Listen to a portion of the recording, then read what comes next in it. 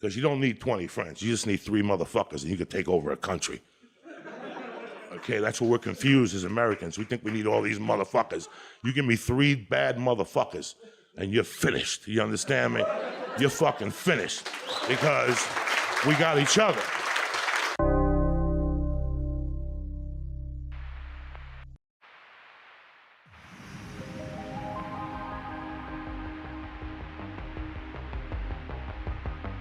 The following program deals with a controversial subject. The theories expressed are not the only possible interpretation.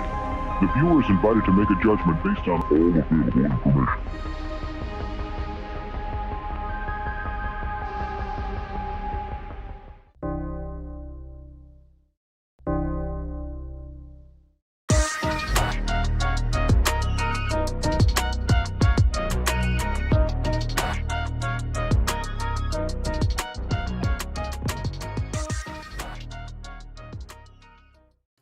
What up, everybody? Welcome to another episode of the Wednesday Night Review here on Beyond Wednesdays. Perfect timing for Big Leg, but he's got a little bit of a buzz. That but your mic isn't working. Switch your mic. Okay. Welcome everybody. Shout out to everybody that hung out for the pre-show session. Appreciate that. Had an excellent pre-show sesh for me, but it is so damn hot in Arizona right now. It's unreal. And we're in our monsoon season, which means... You guys hold on. I'm going to mute Sean until he figures that out. Yeah, No. Maybe unplug and plug in your mic again and do that stuff, because it sounds like there's a buzz. So anyways... It's fucking hot out here, man. So I got to go out in the session. When you say it's hot in Arizona, I definitely believe you now at this point. And I do not want to live in that oven. Like, I'll take my swamp ass any day, in Houston. It's fucking ridiculous, bro. But ever since I've been back, I'm like, oh, it's kind of cool here now. Fuck off. I mean, it's still hot as balls, like, don't get me wrong, I will not complain about heat as bad as Arizona. Yeah, let me No. Do you have like a fan or something on? There's air conditioning on. It must be that. Hold on. It sounds like a vibration. There you go. Is it the mic? Oh, that's better. That's better, but better? Yeah. I don't know.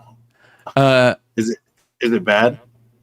No, I mean, it's not bad. It might be there. I think it's the mic because you made it better by moving it. Maybe there's something running like on the table that's causing a vibration. No. Pick up the mic. It could be the air conditioning. Yeah. It's gone. Did that change it? Oh, wait. Really? Hold on. Let's see. I'll put it back down. Sorry. How's that sound? You sound good, dude. I'm not even going to worry about it. You sound totally fine. Sorry, man. It sounds a lot better now. Yeah. So I meant to come on. Sorry, I had somebody in here. So no, you're good, brother. I haven't. I'll talk to Sean later about it. Where the fuck was I, man? Holy cow! I'm really stoned. It's hot as balls. It's hot as balls. That's what it is. It's hot as balls, everybody. In Arizona, it fucking sucks. So I gotta throw one of those things in the freezer that you fucking cool off, like you swing in the round and you cool off and shit. You know what I mean? I got one of those in the freezer ready to fucking go. Anyways, nice. I live in the same desert as Brian. It's just in the California part of that. So if you go directly west, so it's like that. It was 108 today. I don't have the Phoenix cement that he has being in this desert. It's not like there isn't cement or something like that, but boy, yeah, it gets a little warm. It gets a little warm out here for us desert dwelling people. Yeah.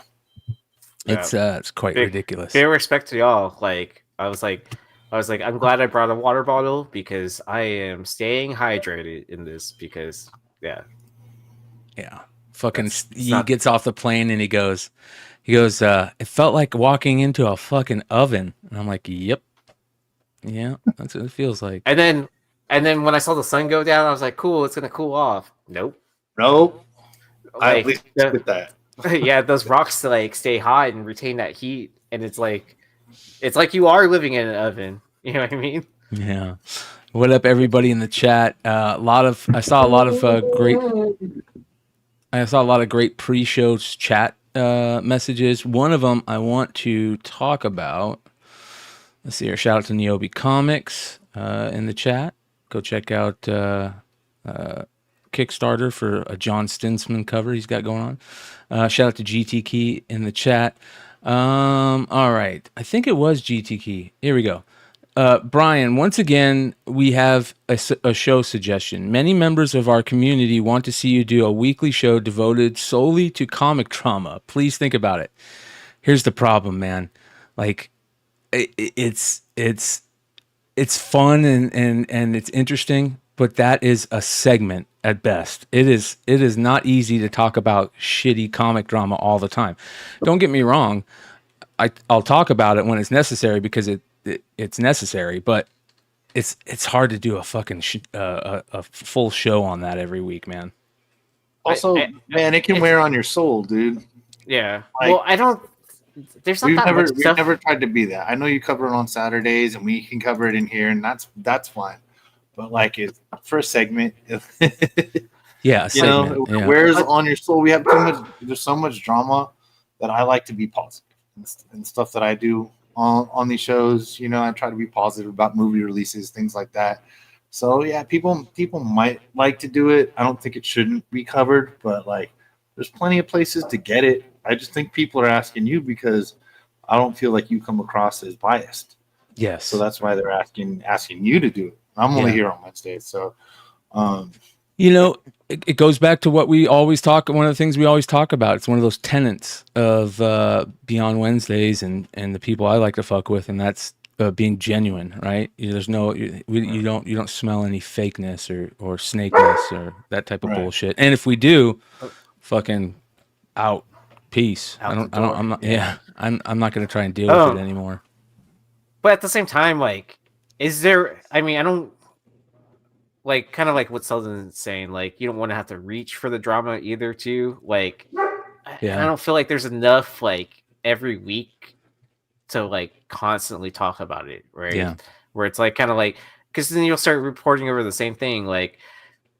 XX eBay user started scamming again. Like, I bought a deal that was too good to be true, and he had me pay him friends and family off of eBay, and I lost $1,000, and I thought I was going to get an AF-15. Yeah, like you know, all of that statement is dumb, like in itself, right? Did you really think you were going to get a Grail book for like a fraction of the price? Like, the person had zero feedback. You're buying it off of from a stranger with friends and family, like it's just going to be that over and over again. Like, that can only be so interesting. And you know what? I like it on certain things, like you know how we kept covering the guy that was putting that legit had fake covers, acting like maybe warehouse find. Then he quit doing that, and then he started doing I don't know, started admitting what he was doing. That's the kind of shit that I like to cover. You know, hey, everybody, we're calling you out, and they're going to ask for, so something if you want a lawsuit. Yeah, bring a lawsuit, dude. You're literally misrepresenting yourself on eBay. Then you're not dicking with me, dude. You're dicking with eBay. Who cares what I say? They're the billionaires. I'm just the dude that goes, they never printed that with that cover. They never printed you didn't have a warehouse find of misprinted Psylocke Venom variants from the same place that printed Marvel book or printed DC books. Yeah, things like that, dude. That's fun.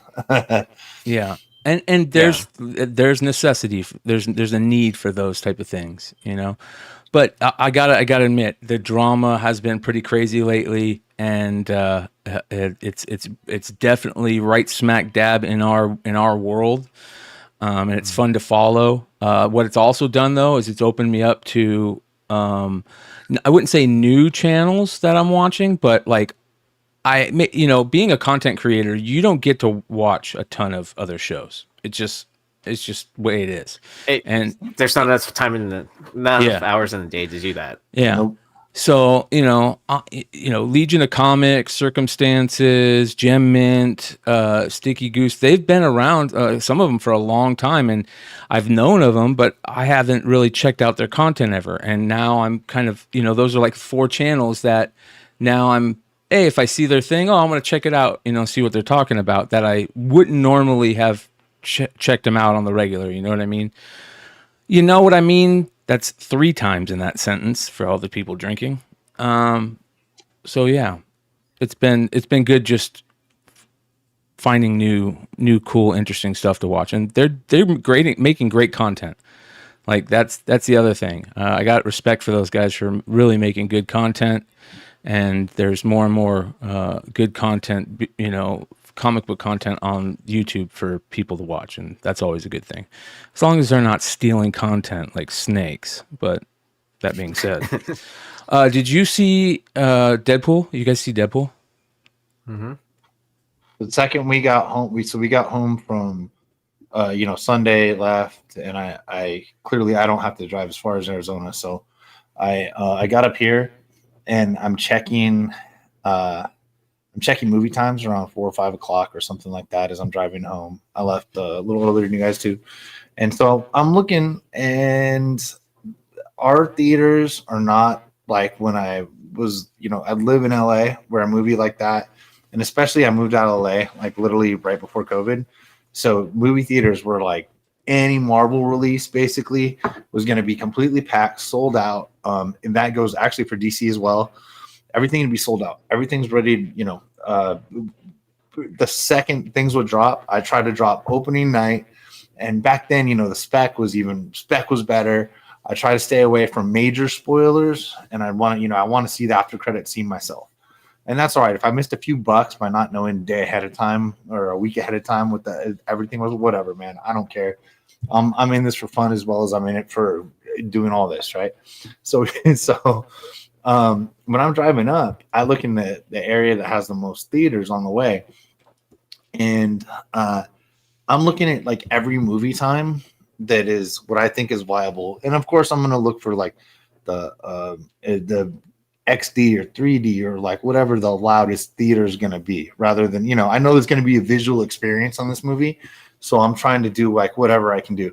Dude, there is absolutely I can't tell you how many showings. It's like they had so many showings in so many different theaters at so many different times that every single one of them, other than if I'm going to get for 2 seats together, just 2, unless I'm in the first 2 rows. Yep. Nothing is available, right? There's not 2 seats available.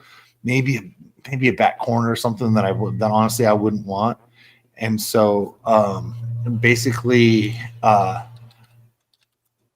get to where I'm going, which has the closest theater, the one that's not sold out, is a shitty ass movie theater. Absolutely horrendous. But it's Sunday night, right? I bought comedy tickets for Hollywood on Monday. So I'm like, so Monday's out. Tuesday I had something to do, and I'm like, I know I'm not going to do it Tuesday. Wednesday I'm gonna do the show after work, blah blah blah. And I'm like, dude, if I don't go to this shitty ass theater, I'm not going to see this thing. So I went into this terrible theater. You don't even pick your seats.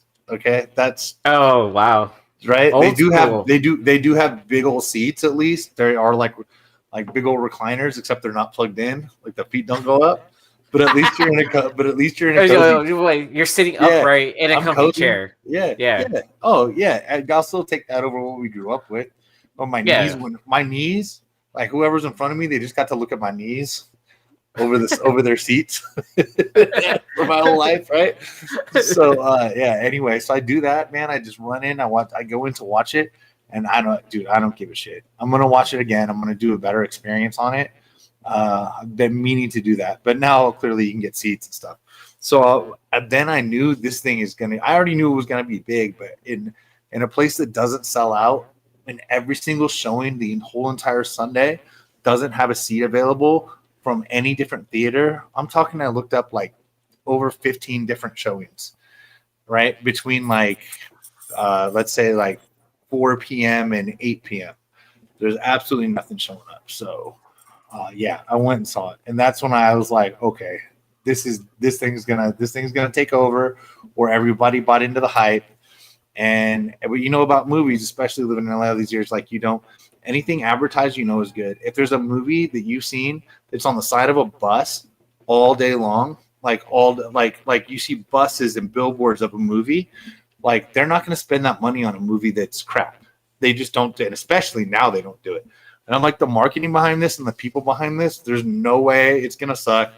We knew it was going to be an homage to the fans, and other people. So yeah, whatever you guys want to get into about it, I'm ready. I'll get into about it. So I think I think if you haven't seen it by now, that's on you.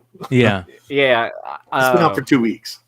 Yeah. So I flew back in on Monday, and I had work that Tuesday. So I went to work all day. And then Richie was like, kind of like on the fence if we were going to do a show when I got back. So I was like, okay. And then we ended up not doing a show. And I was like, okay, bet. I'm not doing a show.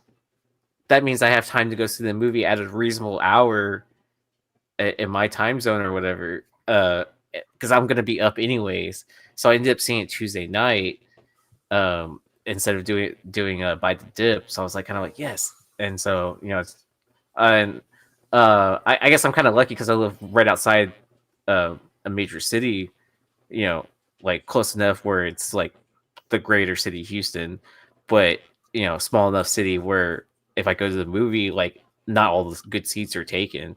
So I was actually able to see it in a decent sized theater. So but now I kind of want to see it in XD now, because you do make a great point that it did have a lot of visuals. And there's stuff you missed, dude. Oh yeah. All right. I'm trying to whisper to my girlfriend some of the things that she doesn't know the TVA, right? There are different things. She hasn't been all the way into this, especially on that X-Men side and the and Deadpool side. Like, she doesn't understand how the time travel can work, and how that they accidentally did that time travel thing at the end of the movie. They didn't know it was going to play into the future of Marvel forever. Yeah. So, right. But I mean, I thought that was kind of cool how they integrated what happened in the Fox universe into the MCU. Like, they did a really good job on that. Yeah, I had a friend asking about the death of Fox and all that stuff. I'm trying to text, and one of my other friends on the text stream was like, if we don't, this is like a phone call. Yeah. You're not going to amply answer this in a group text. All his questions. Well, we're going to talk about it. Yeah, like all the cameos in this were so fucking good. Such a great fan service. They held so many close to their chest that were so good. Like, it's unreal. So we're gonna kind of go over some of them because they're absolutely amazing. And I just want to talk about the movie. So it's been out for a while. Fuck off if you're going to cry about spoilers at this point. Let's talk about it. So the Chris Evans as Human Torch was pretty interesting, right? I mean, that actually did surprise me because I didn't know about it at all, and like I was like, oh, Chris Evans, like, okay, Captain America, whatever, blah blah blah, and then like flipping into the Human Torch, it's like kind of like, oh yeah, like that makes sense. That makes more sense. And then yeah, it kind of threw me off. So. Yeah, it was awesome, dude. Jennifer Garner, that was expected. We all knew that was going to happen. So, but it was cool. It was cool how they did it. This to me was the one that was like this and Gambit were the two number ones, because they put out fake pictures. They put out fucking fake pictures of the dude from the TV show from Onyx on set, or and said, this is the blade it's going to be. It's going to be the dude from Onyx. They went that far to do that with a lot of these cameos, And they stood their ground of like, yeah, because even like with X-23, like she was told to lie about it, that she wasn't going to be on it, and she had fun with it, which was kind of funny to see. Yeah, as well. Yeah, that was good. The Channing Tatum one was up there with the Blade one. It was the best, right? Oh yeah, his accent, yeah, everything. And guess what, you guys? It was so good that it has everybody talking about it. That our chances of seeing a Channing Tatum Gambit thing just went up by 100% because there was zero chance before this cameo, and now I think that it's gonna happen. You know what I mean? I really think that it's gonna happen because everybody's stoked about it. Everybody's like, "Holy shit, it was so good!" It didn't look too cheesy. Dude, I don't know, man. You didn't like it? I liked it. I liked it. I don't know.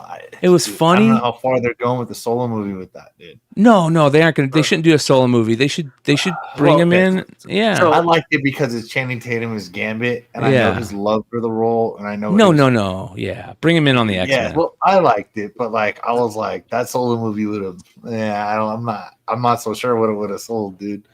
That's all. But yeah, I'm a fan. I loved it. I love the outfit. He's wanted to do it so long. Like this was basically his. Like Ryan Reynolds being Deadpool, this was Channing Tatum Gambit's his Deadpool.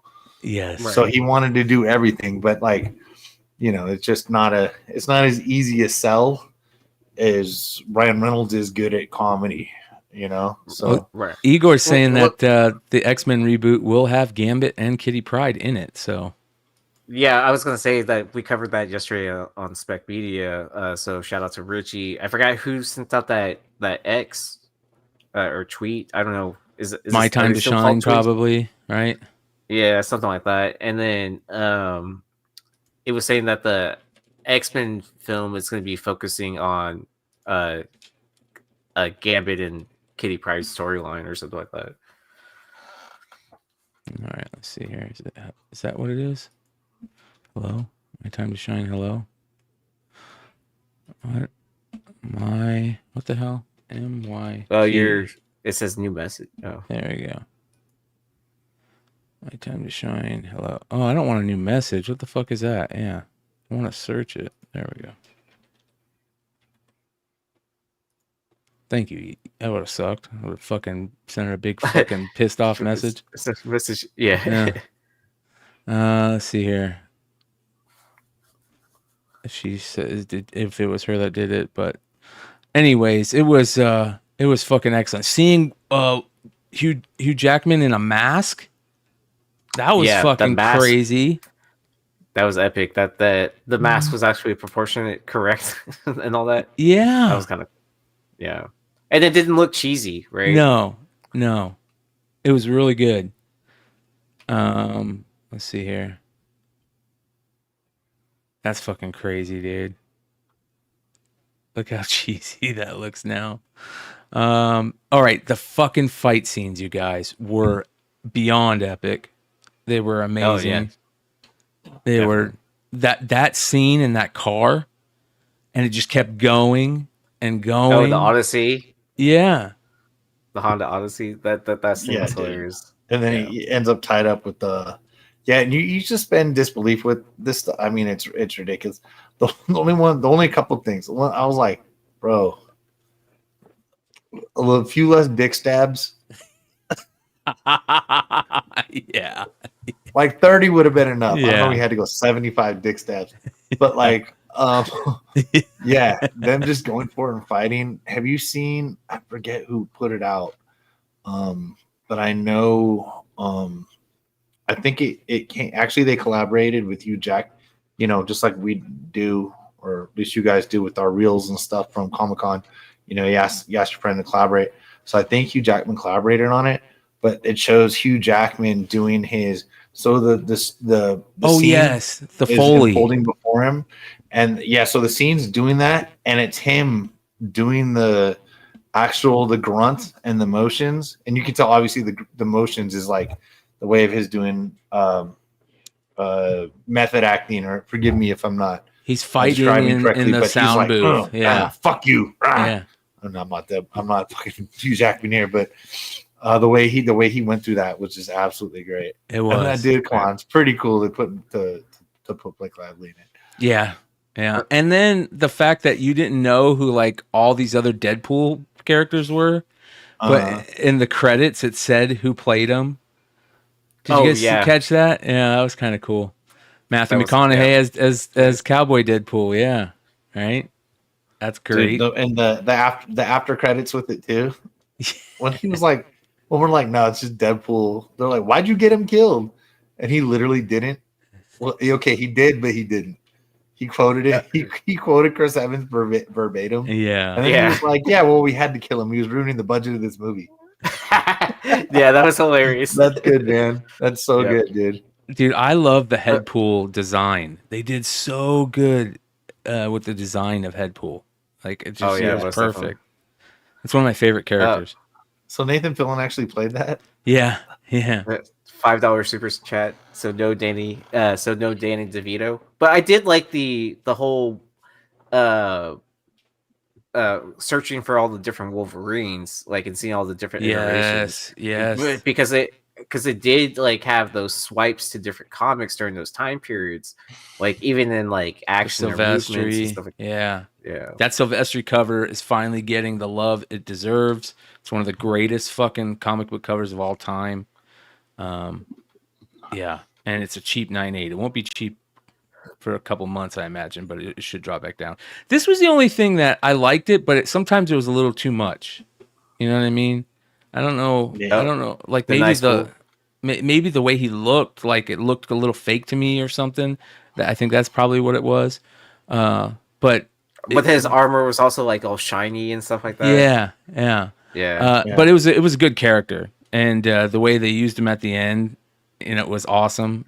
He kept getting you don't have shot a genetic factor. Yeah. They both just love the ugliest dog of all time. Yeah. And and also the same with suspension, like disbelief, whatever. Dude, something wrong with me? I said suspend disbelief. I'm talking about Marvel lore that someone wrote, not about real shit. So I remember reading, I want to say like the handbook of Marvel superheroes or something as a kid. I forget what it was. I think I actually had like late 80s, early 90s, like I bet I got it somewhere. It's like this thick. It's thick. I don't remember. But like it's this big old hardcover book, and it tells you about like every superhero at the time. And I don't remember if it was Marvel specific. I'm not sure, but I remember saying like, and I think that's where I got it. Maybe it was Marvel Handbook. I'm not sure, but I remember reading as a kid like Wolverine's recovery factor, like what it takes, right? So they say like, you get a sword through the gut that takes like a week to heal. And so me, just a comic dork, like watching this, I'm like, he can't just take, and I'm sure he's done it in the other movies too, but obviously like he's fighting with swords through him and stuff like that, which don't get me wrong, keep the movie amazing. Don't change anything about the movie. But one of the things is like, that healing fact, that's a hell of a healing factor, dude. They've never been able to take like 1,000,000 bullets at once. Yeah. And also, dude, I'm sorry, like anchor character, okay. This was amazing. So the thing is, you're gonna tell me that like Storm, Cyclops, Jean Grey are there, and it was Wolverine that needed to help them. He's like Wolverine would have came in and won this thing when you've got like literally what are they called? The Omega level of mutants. Yeah, they got multiple Omegas in the house. Yeah. But a guy with a healing factor and adamantium was the reason that all the people died in the world. Like, all right, dude, come on. You had to come up with something better than that because he was drinking. Like he didn't already drink before, right? He could take a sword through the gut, but not some like bootleg ass whiskey. This was funny. How would this guy even get drunk, dude? Oh, right, because it'd be like the same thing as like Captain America. Yeah, technically, that like he could never get drunk. You would This think. I mean, Andre the Giant couldn't even get drunk, dude. So how are you gonna get the Hulk or Wolverine drunk? Ryan Reynolds is so fucking hilarious, man. He's legendary status when it comes Yeah. to like his humor, all that shit. He's fucking legendary status in my opinion. And all the jokes in the movie were fucking spot on. You could tell that they really did their research on the characters. I mean, this is just. I'm not going to give it a 10 out of 10, which I was hoping for. I'll give it an 8 out of 10. There was a couple of things that don't make it's. I don't think it's as good as that Endgame or Dark Knight, but it's up there for sure. Yeah. I do like how they corrected the swords. So, they're made out of antimonium now. Yeah. Like where previously, like in the Fox movie, it was like coming out of his arms, and then I don't even know what they said what it was made out of in the first two movies. I don't think they did. I don't think they brought any attention to that, or they might have said it's been a while since I watched those. The weird thing about this is, wasn't there rumors that Harry Potter was supposed to play this character in the movie? Yeah. Well, I mean, they used a lot of fake news too to like throw off the trail of like or I figured it was either that or they couldn't use or different people actually didn't want to be in the movie, because I mean, like, why else would they only have like one of those Wolverines being different or whatever? Or maybe they couldn't sign in those actors to do those. This was awesome, the Age of Apocalypse stuff. Yep. Of course, we were going to see Hunter, the Sabretooth we knew about, Toad, Pyro, Callisto. That was, most likely. Yeah, that Azazel. Sabretooth made me pull these out. Yeah. Yep. Those are great books, dude. Well, it's already spectacular. Yeah. Lady Deathstrike was awesome. I just can't stand her as Psylocke, man. I think she's terrible. That was kind of a letdown for me too. Yeah. Like in the early Punisher, Days of Future Past, right? Yeah. So it was good shit, man. I'm really stoked for what happens next. I mean, hopefully they continue to get used in whatever thing that's coming. Hopefully the Russos are able to use them and they can be like the generals of the Battle World if they end up doing Battle World type Secret Wars, or they're part of. It's just like another Endgame type thing where it's all these fucking, you got them all together for the final fight type thing. That'd be awesome. So, yeah, there was tons and tons of Easter eggs and stuff in there. Like Sean said, you're gonna watch this over and over and over and over, and it was 100% the death of Fox, like you were talking about, 100%, which is a good thing. Liefeld's just feet. Poor Craven. Well, yeah, because I think even Craven just over here going like, God damn it. Yeah, because I think Liefeld even said it was like a love letter to the Fox universe stuff, which kind of was, like, even with the end credit stuff of like showing all the different X-Men like behind the scenes stuff. Yeah. While playing Green Day. Yeah. Dude, in the Blade, I mean, dude, just using Elektra, the flash to Affleck. Yeah. What kind of ruined it for me, or like, because I remember them saying that there was a lot of misdirections and stuff like that. Like when there was those reports of Jennifer Gardner stuck in the elevator at San Diego Comic-Con, that kind of like spoiled it for me, that it kind of confirmed that she was going to be Elektra in the. Yeah. Oh, I didn't see that. I'm glad. Yeah, so during Comic-Con, she got locked in the elevator on the way to the premiere. I mean, of the San Diego like Hall 8 showing, and she was stuck in there for like an hour or 45 minutes, and she was like doing like live feeds or whatever, videos of what was happening in the elevator. So Dude, I'm so glad that I didn't get drawn for the Hall 8. Any of us didn't get drawn for that, because so many people got left outside. Yeah, Like I we would talked have been about pissed. last week. Yeah, because I mean, I would have, dude, I would have lost it. And then by the time we were out there, I guess we still got into that amazing party that we got into. Mhm. But, if I would have been out there for that and then had to go back and then didn't get in, that would have been heart wrenching. Yeah. That's on them for not setting it up correctly and checking badges. So Not let people not getting in. So I'm very glad for once that I did not get my email drawn, because I would have been late for anything for this panel. Like, of all the panels I've been to like probably 10 San Diegos in a row. Was most sequential I've been to by a lot, and so not all the Hall H's. They didn't have to wait outside and things like that, like they used to. I have no. Yeah, that was ridiculous. This is interesting. Sean Levy wants to make a Deadpool Spider-Man film. He says, I feel like Tom Holland would run circles around everyone else. I don't think that if they made this, Tom Holland and Ryan Reynolds would be part of it. I feel like, it's too far in the future. And I know Tom Holland doesn't want to just do Spider-Man, continue to do Spider-Man. I hope Ryan Reynolds would be part of it, but it felt like part of this was like a send-off to me, right? I mean, they left it open, but it kind of felt like a little bit of a send-off. I hope not. We'll see.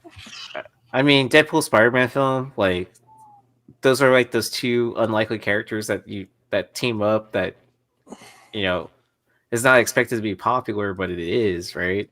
Yeah.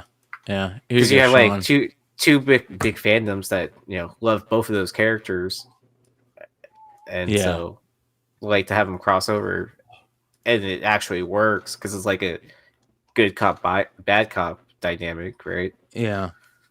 This is this is a cool job to have in movies. It's called Foley. I think it's called Foley, where you have to get all the sound effects, like, the grunts and everything. And then you have to get all the sound effects with like walking steps and like, buildings falling. And, you have to come up with all different ways to get those sounds and record them as you're watching it. It's a super cool job. But this is the thing that Sean was talking about earlier of seeing Hugh Jackman do all that stuff. Here we go. Come on, you fuckers.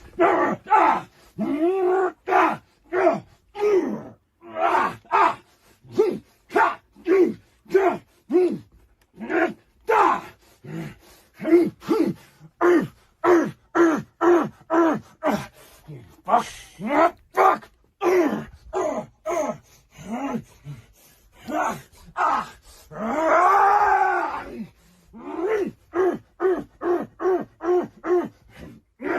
Fuck you. I'm going to save that as a sound clip. Oh, fuck you. Come on, dude. It's so good. Oh, yeah. It's so good. Yeah. I love that shit, man. We need to be one of those podcasts with a soundboard. Yeah. He was born for it. It's going to be hard to see another Wolverine other than Daphne X-23, which is great. That was awesome. Yeah. She needs to be part of whatever moving forward. She should play that character. She's that was another and that was perfect one roles. thing I wouldn't say was ruined for me, because it's like, come on, man, like, I knew there was a damn good chance. And I didn't get, there wasn't anything specifically said, but it's one of the things that I saw. Oh yeah, she's confirmed. I'm like, what? Everybody else is in it. Well, how the hell would they not have her in there? Yeah. And yeah, still a badass. Like, there's dude from the other show she did, like the what's it called? What's the HBO show? The Dark, that was a book. Oh, his Dark Game Materials. No, his Dark Materials that starred her. Again, when she was a little younger, like after the X-23, and dude, she can handle it. And it was, they had her grow up. She learned English. So that's good. Yeah. The character, obviously, I'm sure. Yeah. That's a joke every day. Ryan Reynolds said that he had talks to Nicolas Cage. So, that's interesting, but I I heard Nicolas Cage is going to be spending a lot of time playing Spider-Man, right? So he's Spider-Man Noir on that new TV series. Yeah. Oh yeah. Yeah, good. I don't care, dude. I'll watch anything Nicolas Cage is in. Absolutely anything. If you think, dude, Nicolas Cage comes out with something, I'm in. Let's go. But whatever he did, I don't care what it is, what he tries to do. That's it. I love that Community episode. Is Nicolas Cage a good actor? Yes. Yeah, he's one of the greatest of all time. And I don't give a shit what anybody says. Yeah. You can scientifically prove me wrong. And no. So that episode, like one of the characters, he's a giant movie buff, and then there's the warning, like, "Hey, watch how much don't watch too much Nicolas Cage all at once." And he ends up watching like a ton of films, and then like starts acting like him. Nicolas Cage. Yeah. Anyways, great movie, good shit. But it has sent, in the short term, Wolverine and Deadpool stuff is super, super hot. And it doesn't get much hotter than this. Heritage has the original art for the cover of New Mutants 98 available on their site. It'll be available for this upcoming auction for $7.5 million. Wow. Oh man, let me just write my big fat check of 7.5. I'll write the check, man, but I don't know if you should let me have it first. Yeah. There's no guarantee it'll clear. Deposit box and nobody ever heard of, dude. Well, the first thing that this made me think about when I saw it. Well, first let me say this. We're going to do a deep dive into this, you guys. I'm planning on doing an OA show. We're going to bring in Dinesh and Mike, and I'm going to do my best to reach out to Jim Halprin at Heritage to see if he wants to come on and talk about it. Hopefully next week we're going to put this together. So we're going to really do a deep dive into this. But I do want to say for longtime Beyond Wednesdays followers, longtime CBSI, old school CBSI people, and Unpressable Defects fans, Flipside fans, I bet Trey woke up and saw this and went, retirement, right? Because I know he doesn't have. Keith actually said the word retirement. So. Yeah. Oh, did he? Is that what he said? Retirement? Well, Keith. Yeah, Keith. Said, yeah. Old school from the Collectibles days. He said, no, it's a group chat, and said, hey, I think he's like, maybe you retire from this fucking thing. So for those of you guys that don't know, Trey has the what do they call it? Preliminary sketch. Yeah, that so Liefeld does preliminary sketch covers of a lot of his stuff, not all of his stuff. And Trey was lucky enough to get a chance to buy one of those pieces, and he fucking hit it out the park, man. Like no other, right? And I hope he still has it. I'm praying to God that he still has it. And if he does, it is retirement time for him, in my opinion. Right? I don't know if anything's gonna be more than the cover, but I mean, fuck, dude, it's legit. That's all I gotta say. Yeah, it's legit. It looks just like the cover. Like it's not. It's certified. It's not a scribble. Rob said it's real. Barack fucking said it was real, and yeah, something like that. Yep. Pretty. Oh shit. Okay. Yeah.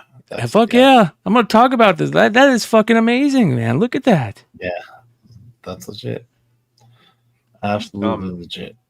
My favorite joke on this all is like, man, I didn't know people cared about Gideon that much. Yeah, dude. Well, Domino's another great. It's like the Iron Man 55 thing, right?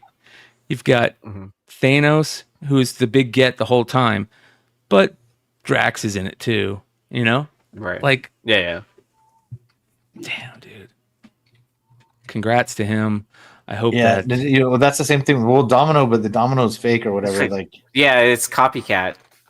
yeah. So Yeah. they go, yeah. So so it's supposedly copycat.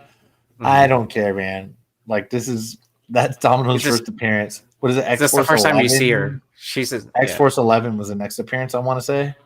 And it's like, Uh, dude, yeah, they can retcon copycat all they want, dude. I'm That's still the going first with Junior Domino, San Diego's the yeah. first Domino, dude. Yeah. Didn't she have like a panel in like X Force 4 or something like that? Like one of those early issues, like you see the back of her head or something like that. As a real Domino. No, I don't no, know. as copycat. I think it's something like that. I think it's like 3 or 4 or something like that. I can't remember. I haven't read that storyline in a while. So there was a really good article on First Comic News where they talked about the sale of this, and they talked to Jim Halpern. It says, Jim said, I've long admired and coveted this work, which I consider the most important piece of comic book art from the 1990s. I'm thrilled. fair. Yeah, right. I'm thrilled we're now Yeah. able to offer someone who, like me, admires Rob Liefeld and adores his Deadpool, who is among the most beloved characters in comics and now the MCU. So here's the thing. Nobody knows who owns this piece. That's what I was gonna say. It's not Jim, obviously, right? No, not Jim. No, nobody knows who owns this. And they say in this ICV2 article that the current owner, unidentified, has owned the piece for almost 2 decades, but feels, given the success of the current Deadpool and Wolverine movie, that the time is right to sell. Yeah, Fucking and if A. he's owned it for let's say he owned it for 2 decades. Let's say he paid. Do it, Igor. Honestly, dude, he probably paid less than 10 grand for it. Right? Even let's say he did pay 10. Let's say he paid 20. Who gives a shit, right? Let's fucking say he paid 50. It doesn't matter. Yeah. It's 20 years later. So if he had that much money, he was probably crypto didn't exist. So he was probably at least 30 years old. And so now we're looking at a guy at minimum in his 50s, looking at this height, looking at these millions of dollars, and we don't know who he is. He's not a billionaire, otherwise he's not a sheik, otherwise he wouldn't sell it. He just bragging rights, you know. Maybe he is, but I doubt it. Maybe he wants to just bring glory to it and have good stuff. Maybe his kids pissed him off. Maybe he has like bad kids that don't get to inherit this, and he wants to do whatever he wants to do with this money.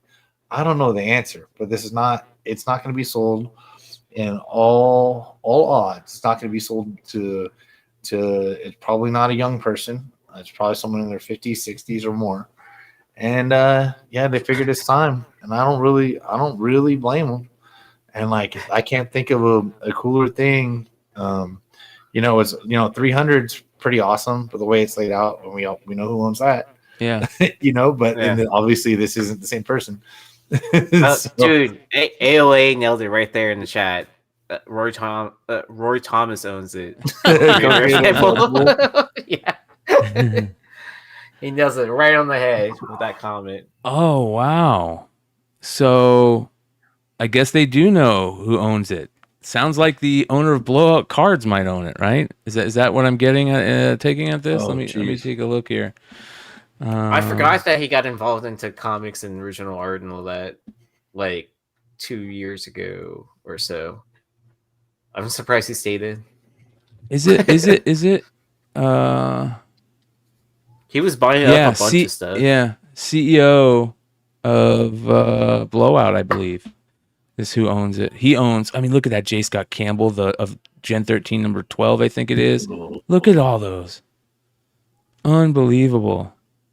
So he owns a bunch of the original Thundercats art, and he also owns the original Jim Lee stuff. That little thing. Thing. Yeah. So it is Thomas Fish that owns this. Okay, that's my bad.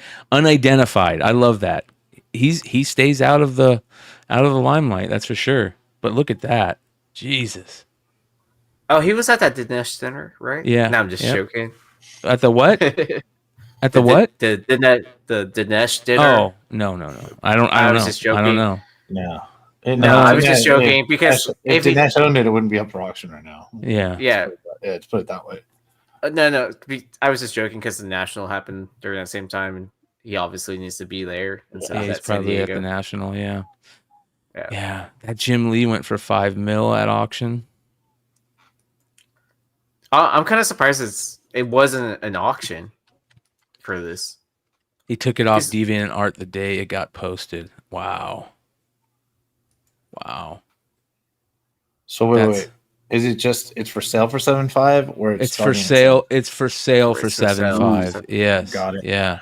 Yeah. So that it's a buy now, but you can make offers on it, obviously. I would be scared to put it up for auction, right?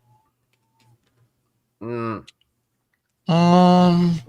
think Heritage is the right audience for that, but I mean, like, it depends on what the I guess their curator like values it at, right? Again, that's why we're going to do a deep dive on this next week and talk about it in depth, hopefully with Jim Halpern, but for sure with Dinesh and Mike Hansen, our two OA show co-hosts. So we're gonna start doing those shows more often. Yeah. Hell yeah, I miss those dudes. They're good, good guys to talk to. So that was pretty interesting. I thought that was really good. You can't beat seeing that on your like trending stuff when it's not even like it's probably like headline news and shit. If that thing sells for that, it'll be headline news, I imagine. That's like 7.5 million is like real modern art crazy prices, like real crazy prices. But I mean, like just having it listed at that price too, like a lot of people are talking about it. A lot of articles are, even Liefeld's talking about it on his podcast. Exactly. So. Yeah. Shout out to Rob Liefeld, man. Holy cow. I mean, like it's the word that it's out there. It's spreading like fire already. Yeah. Rob Liefeld's social media posts have just been like 5 Deadpool posts and then something else. 5 Deadpool posts and something else. He's like on Deadpool. And he should be. I'm glad there's not like one of those chic comic collectors that are like undercover trillionaires. Yeah. And they could just have everything they want. Hey, man. Because if any of the 3 of us were like a billionaire, we would have already bought this. Yes. Let's be honest here, dude. Yeah, no question asked, dude. I mean, like knowing myself, I would still try to lowball it. Like I would buy it if I was a secret billionaire. Dude, I'd spend 8 pretend I was in a bidding war. I'd be like, hey, check out this pickup. No big deal. Alex Pardee put this out. He says, my next official companion card for Babe Ruth drops next Friday, August 16th at Variants. And it's similar to one of the cards he did at Comic-Con, but this is excellent, man. Dude, those sell out fast off his own website. Yeah. They're the Variants.com, the Z. Yeah, because Jonathan tried to get me to buy one right after last year's card. So I tried and it sold out like that, like within a minute. Yeah, that was the Baltimore one, and where he made kind of fun of the Billy Ripken thing, right? He's got the little smiley face on the bat. And then he did one for Philly with the Philly Fanatic and the googly eyes, which is awesome. I mean, how good is that? Yeah, that's sick. He did a Randy Johnson one with the bird exploding. Yep. The Mets one was the polar bear. The Yankees, of course, is the one we showed to start it off. Yeah, man. Oh, look at that. I never saw that. That looks like a Garbage Pail Kid. I've never seen that. I never saw that one. I need to find that. That's awesome. I mean, he has the tops ones, dude. He's got like a Mike Trout Atom Bomb, and I don't have the Mike Trout Atom Bomb, but I have the originals that he did. The Mike Trout, the Ronald Acuna, Fernando Tatis. That's crazy. Ugh. Oh, from the Project 70 or whatever it was called. Yeah. These are called Field of Screams. They're pretty fucking epic. Wait, man. Big Leg, you're talking about the one that where it was a crossover with Garbage Pail Kids and and baseball I have players? I have that set, the Alex Party Garbage Pail Kids set. It's just the 70 project. So I don't think it wasn't. Oh. No, it wasn't the Garbage Pail Kid Pop Star. It was just a top. It's called Top 70, right? Yeah. I have those. No, it was a top 70 card, with Mike Trout, like the Atom Bomb thing. Oh, It used to okay. be before. Obviously, I just moved offices, but like it used to sit on my desk, and I get I put it in front of you, but like I don't have anything on the desk right now, so because for whatever reason, That's the special one he did still last Angel year. fan. I feel bad for Mike Trout, man. Yeah, I know, man. It was bound Try to to happen. be the greatest. Yeah, it was I bound to do like happen. that Griffey Jr. guy though. Yes, great hat tonight, my friend. Great hat. So go check out Variants. That's Alex Party's amazing store, and it's gonna have that on it. That's beautiful. So good shit. All right, let's get into new comic book day. Let's go to our favorite site, Cover Price, and take a look at everything. Starting off with Avengers number 17. It's got that beautiful Cassera Storm cover with all the other characters behind her. That's a great cover. It's a beautiful cover. The J. Scott Campbell Dazzler Disco Dazzler is out, and it's terrible. And J. Scott Campbell has been on a 10 cover home run streak. This one just not it. Not it. Not a fan. All these are terrible, except for one is okay. I mean, that was a pretty good streak for J. Scott Campbell. Fucking A. Like, it's, you know what I mean? Like, especially like if, like, because people's flavors and tastes change so fast, or whatever the hot cover of the week is, like, you know, it's easy to miss, especially if you put out a lot of work. Yep. I love the Lucas Vernac design 1 in 10 with Storm, because I think he's got a great design of Storm. She looks great. I just hate that she's an Avenger. She should be an X-Men. And the Vecchio homage cover is good. The Lobos cover is good. She's just such a great character that she should be with the X-Men. She shouldn't be an Avenger. But okay. What's you guys' opinion on, if you go real quick to the Lobos cover right above? Okay, so great. Yeah, great cover. But so I guess I like that you can get the cover that you want when it releases that week, but then the Virgin going 1 in 100. Yes. It just it drives me crazy because I feel like I'm on both sides of the fence. I can get the cover I want for $3.19.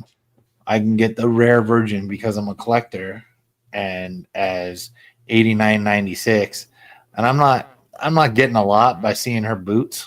Yeah. On a Virgin cover. Yeah. I don't know.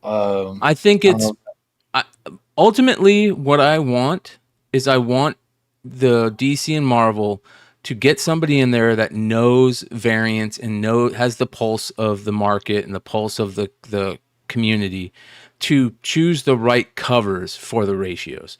I think it's a great thing to have the 1 in 100 be like this because, like you said, Sean, it gives the best cover should be the 1 in 100.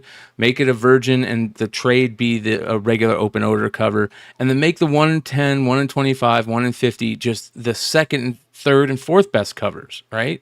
That's just, in my opinion, that's just the way it should be. And half of comic books, selling comic books, is collecting. And you're making it collecting. You're creating a buzz. You're making people want it more. The desire is there more for it. So people will talk about it more. They'll put it up on their social media. This is my grail. I really want to get like that's a big part of comic book collecting. And if they don't have those best covers as the highest ratios, and it feels like that's just a win all around. And like you said. The 1 in 100 is great. Here you got Lobos, one of the hottest artists in comics right now.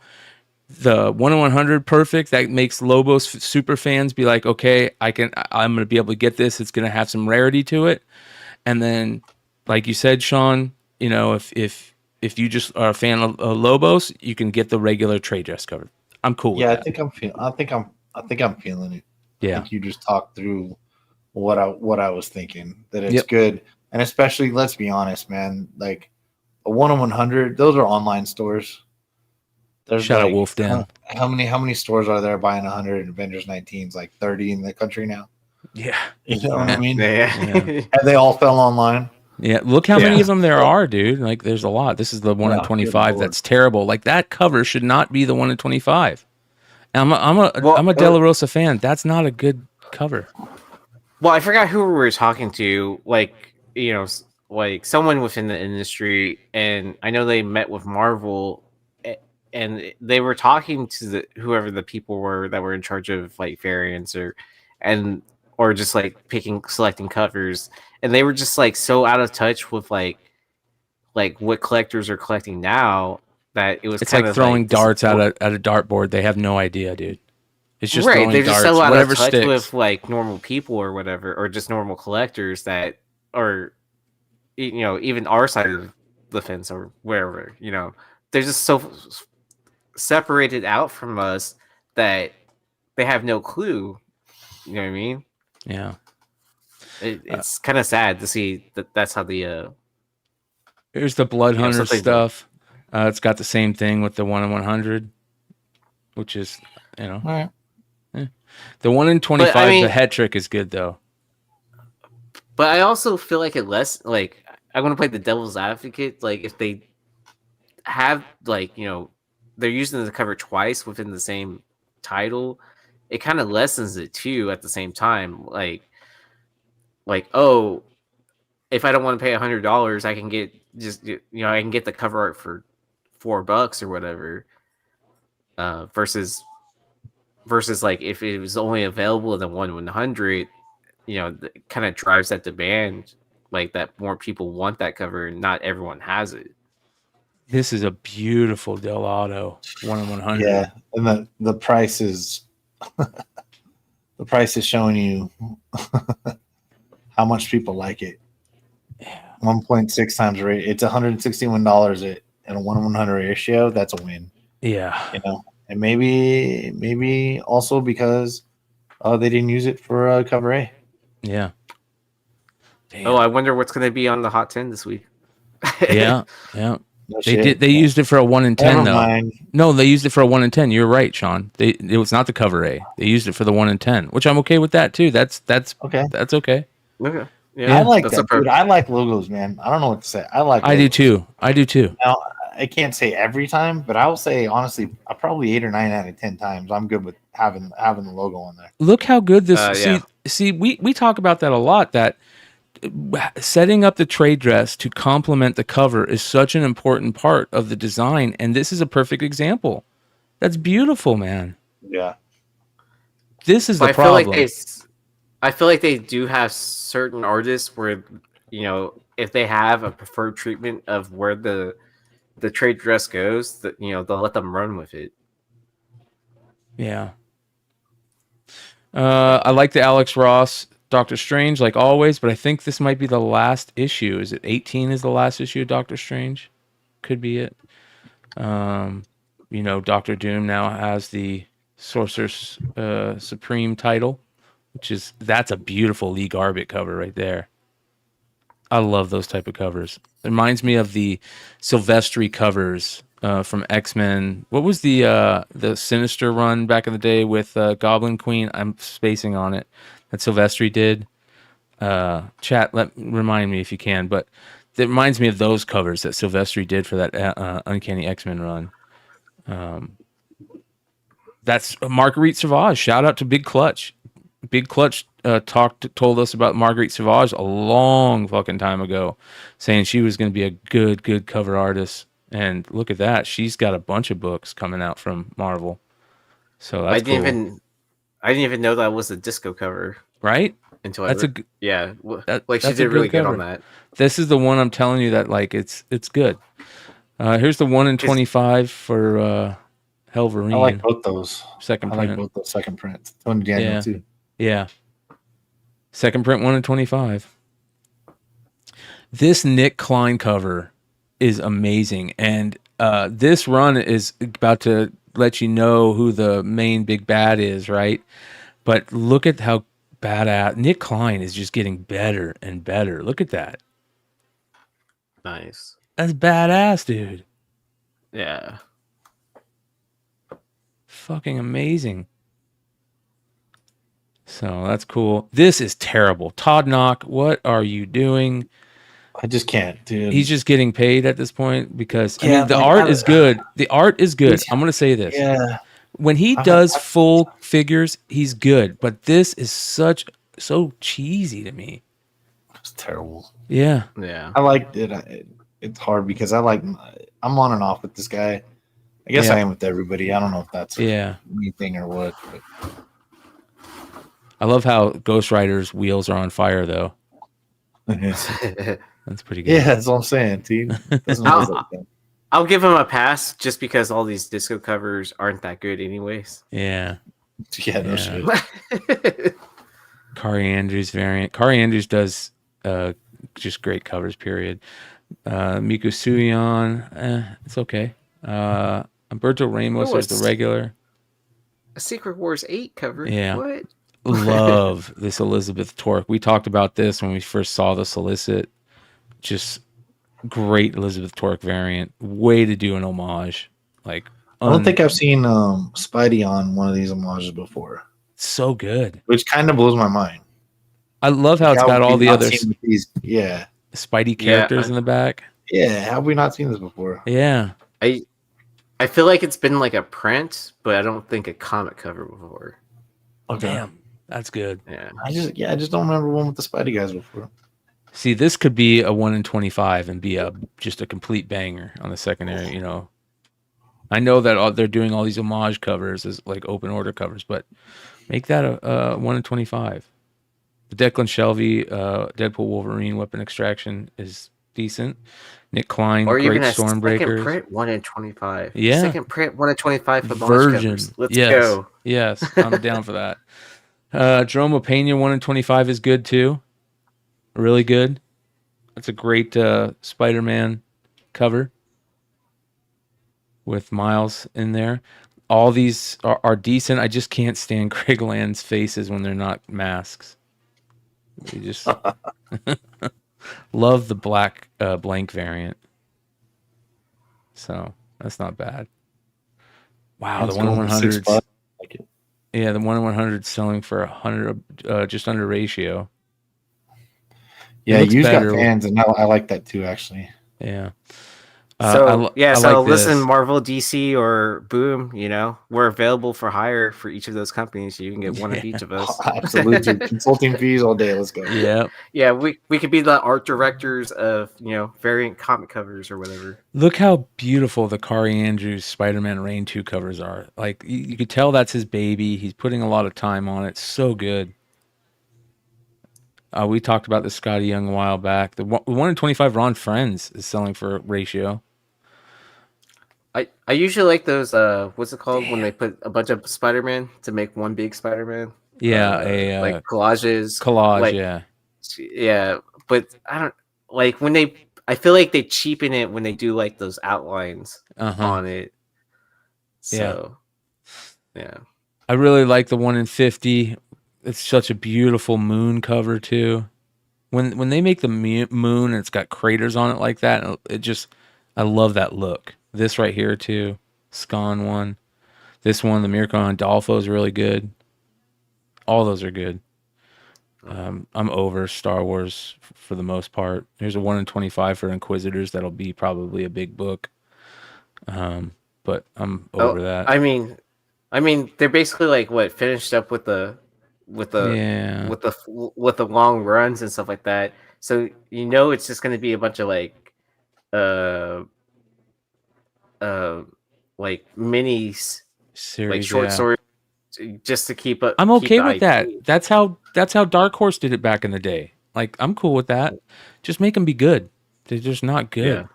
So right, they're just at this point the miniseries are just recycling whatever content's being put out, and so we're in that backwards. We're like in the Harley Quinn state of like creating characters. Like their first appearance was on the TV show, and here's their first appearance in that comic.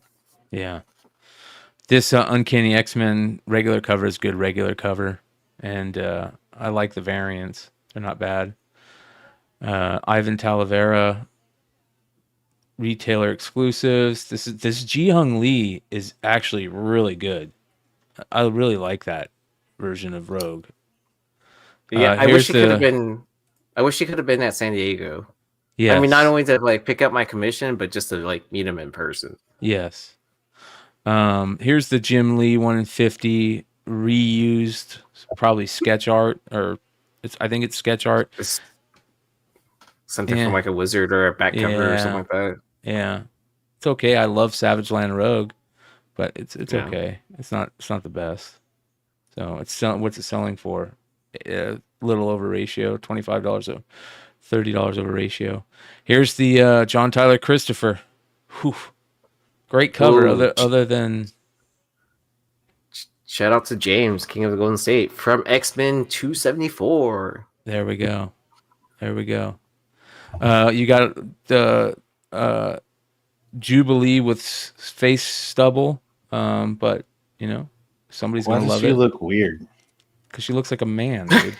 Yeah, because it's a man. Yeah, it's a man. Einhorn Finkel is a man. Is that a thing, or is that just that was unintentional? I love John Tyler Christopher. You guys know that. Yeah, so do I, dude. And we all love John Tyler Christopher, but this is rough.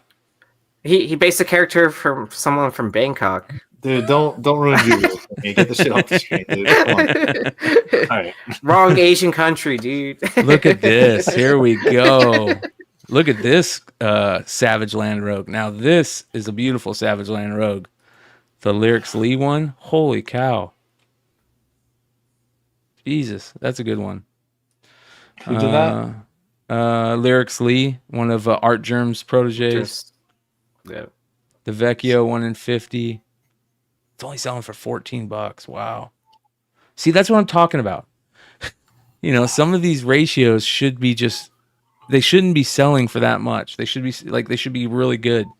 Like out of all these covers, and I know some of them are retailer exclusives, like the only one that should be ratios are like this, that could be ratios, this, and this. The rest shouldn't be ratios. They're not good enough, in my opinion, to be ratios. Yeah, dude. Yeah, they could just have somebody in charge that just blows that shit. Yeah. You know what I mean? I mean, I definitely want a 1 in 1,000 logo variant. Yeah, exactly. A 1 in 500 blank variant. Yeah. Those move the needle for me so much. This is a we give Lobo a bunch of praise, and this is his disco cover. And the only problem with this is there's something about her face that feels off to me. I don't know what it is. Maybe it's her hair that causes it. Maybe it's her bangs. But this isn't a bad cover. I don't dislike this one. It's just there's something. It doesn't make me not like it. It just makes me go. Maybe it's her 70s look or something. Maybe that's a style with the makeup and stuff. It's a good cover though. See, all you have to do is do a line, and then it'll make sense to you. Yeah. Beautiful. Like the rest of the cover is gorgeous. Look how beautiful everything look. I mean, it's the lines on it. Her sword. I love how her sword's got like the glowing parts to it, the sparkles. It doesn't how just have look only like Hughes and Lobos figured out whatever's happening here? I know. Right? Dude, I'm not talking shit. I love Lobos' sword. Yeah. I don't feel like any of it. But I mean, we'd be remiss. You're just wrong if it doesn't remind you of Adam Hughes. Yep. He's one of the best artists. So I'm sure that he's like, that's a compliment, It's a compliment because his art's still very unique, but like the style's got to remind you, especially if you're a Hughes fan like I am. So yeah. I love the Scott Kolish connecting X-Men covers. Those are going to be great once they figure out a way to make him a big badass print. I love this John Tyler Christopher. At first I did not like this, and now after seeing it, I actually like it. Let me pull it up. I did because we don't ever watch out for the not final art tag. Yes. You're right. Yeah, that's a good Venom. Clayton Crane Venom Horse. Did you guys see this? What do you guys think about this? This is fucking a cool concept. Terrible cover. I just feel like Clayton Crane is just kind of shooing it in now at this point in time. Yeah, they don't feel finished, right? Unless he's doing it for himself. Yeah. Well, because I know like he's been like changing up his art style a little bit, right? Like he's been painting more, or whatever. Bro, this gets worse every second I look at it. Right? Is this horse freaking pregnant and its legs broke? So are we gonna put this pregnant horse down or what? This is horrible. Look at its face and its neck. This horse seen its last day. I mean, that's why he got the symbiote, right? It looks like a sketch that he did, for somebody. It doesn't look like a finished cover. He got it from his middle school like sketchbook, and then just turned in his like homework from last year. Yeah. Yeah. Yeah, Timothy says maybe he's busy with this new girl. We'll see. Yeah. I like the Miko Suyon. That's not a bad cover. This I thought that was his manager. The Philip Tans are gorgeous. Rose Besh, I'm not a fan of this one, even though I do really love Rose Besh's art lately on a lot of her other pieces. She's kind of changing her style a little bit. I don't like this cover. But the Philip Tan ones are great.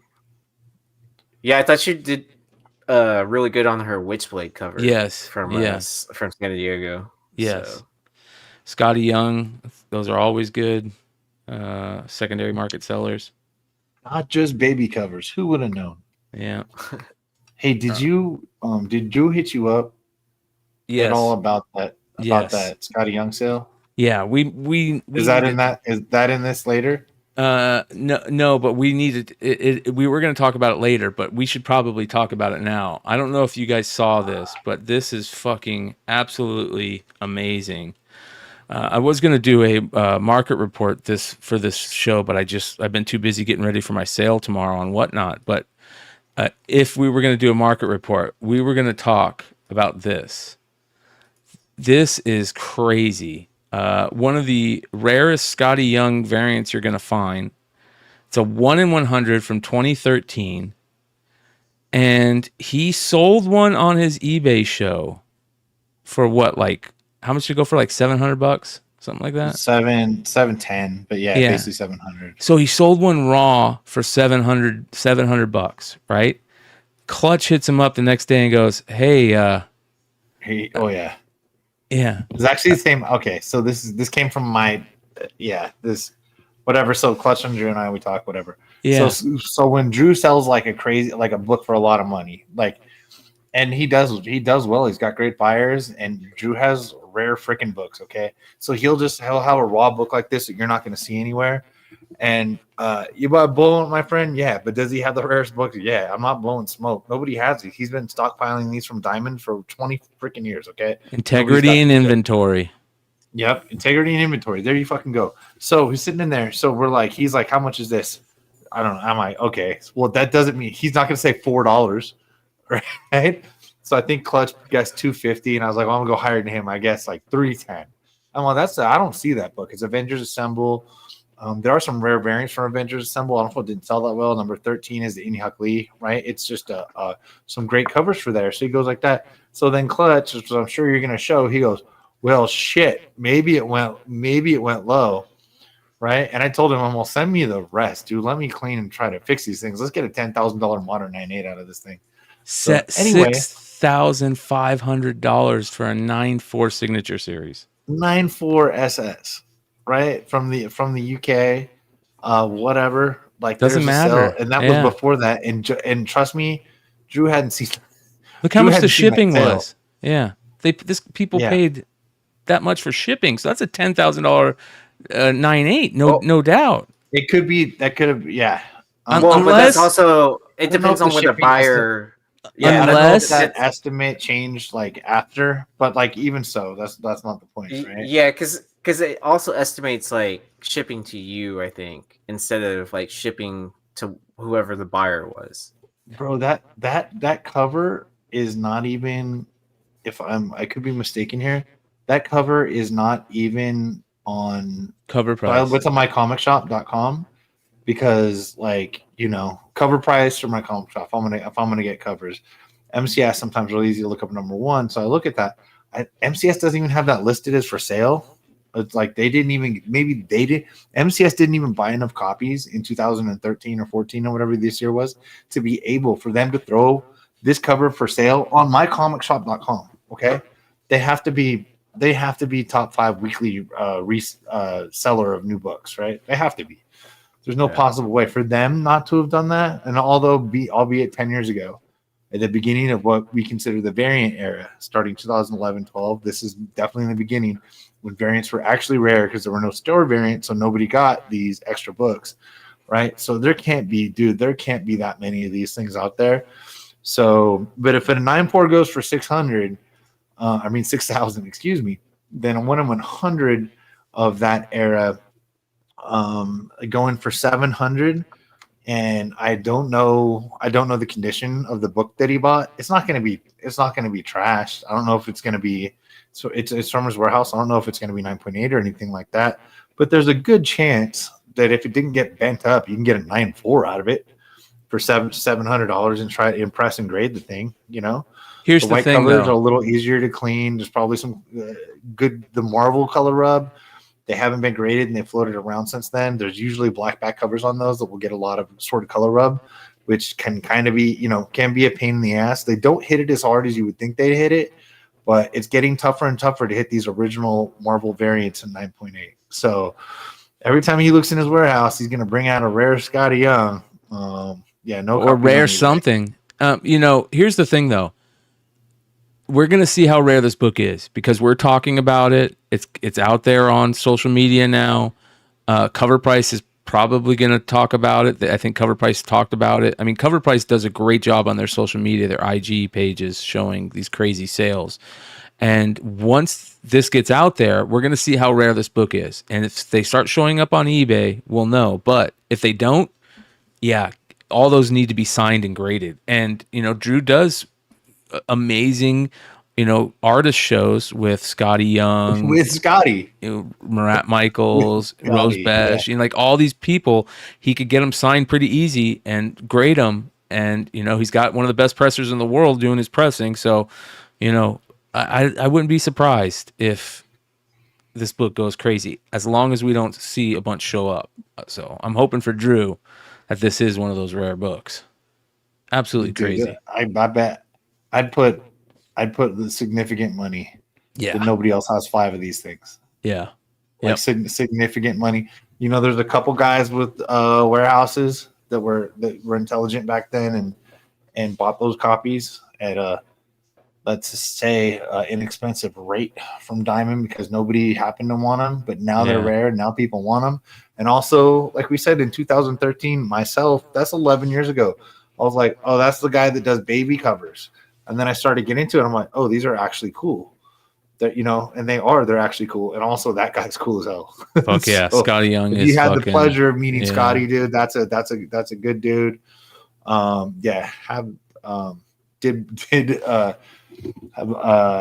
When we were leaving Jack and Coke, but Scotty drinks red wine for whatever reason. There's a lot of people out there that love wine people. The beer garden's right next to where Scotty's at, and you could bring him back into LA. I'm like, get you a beer, man.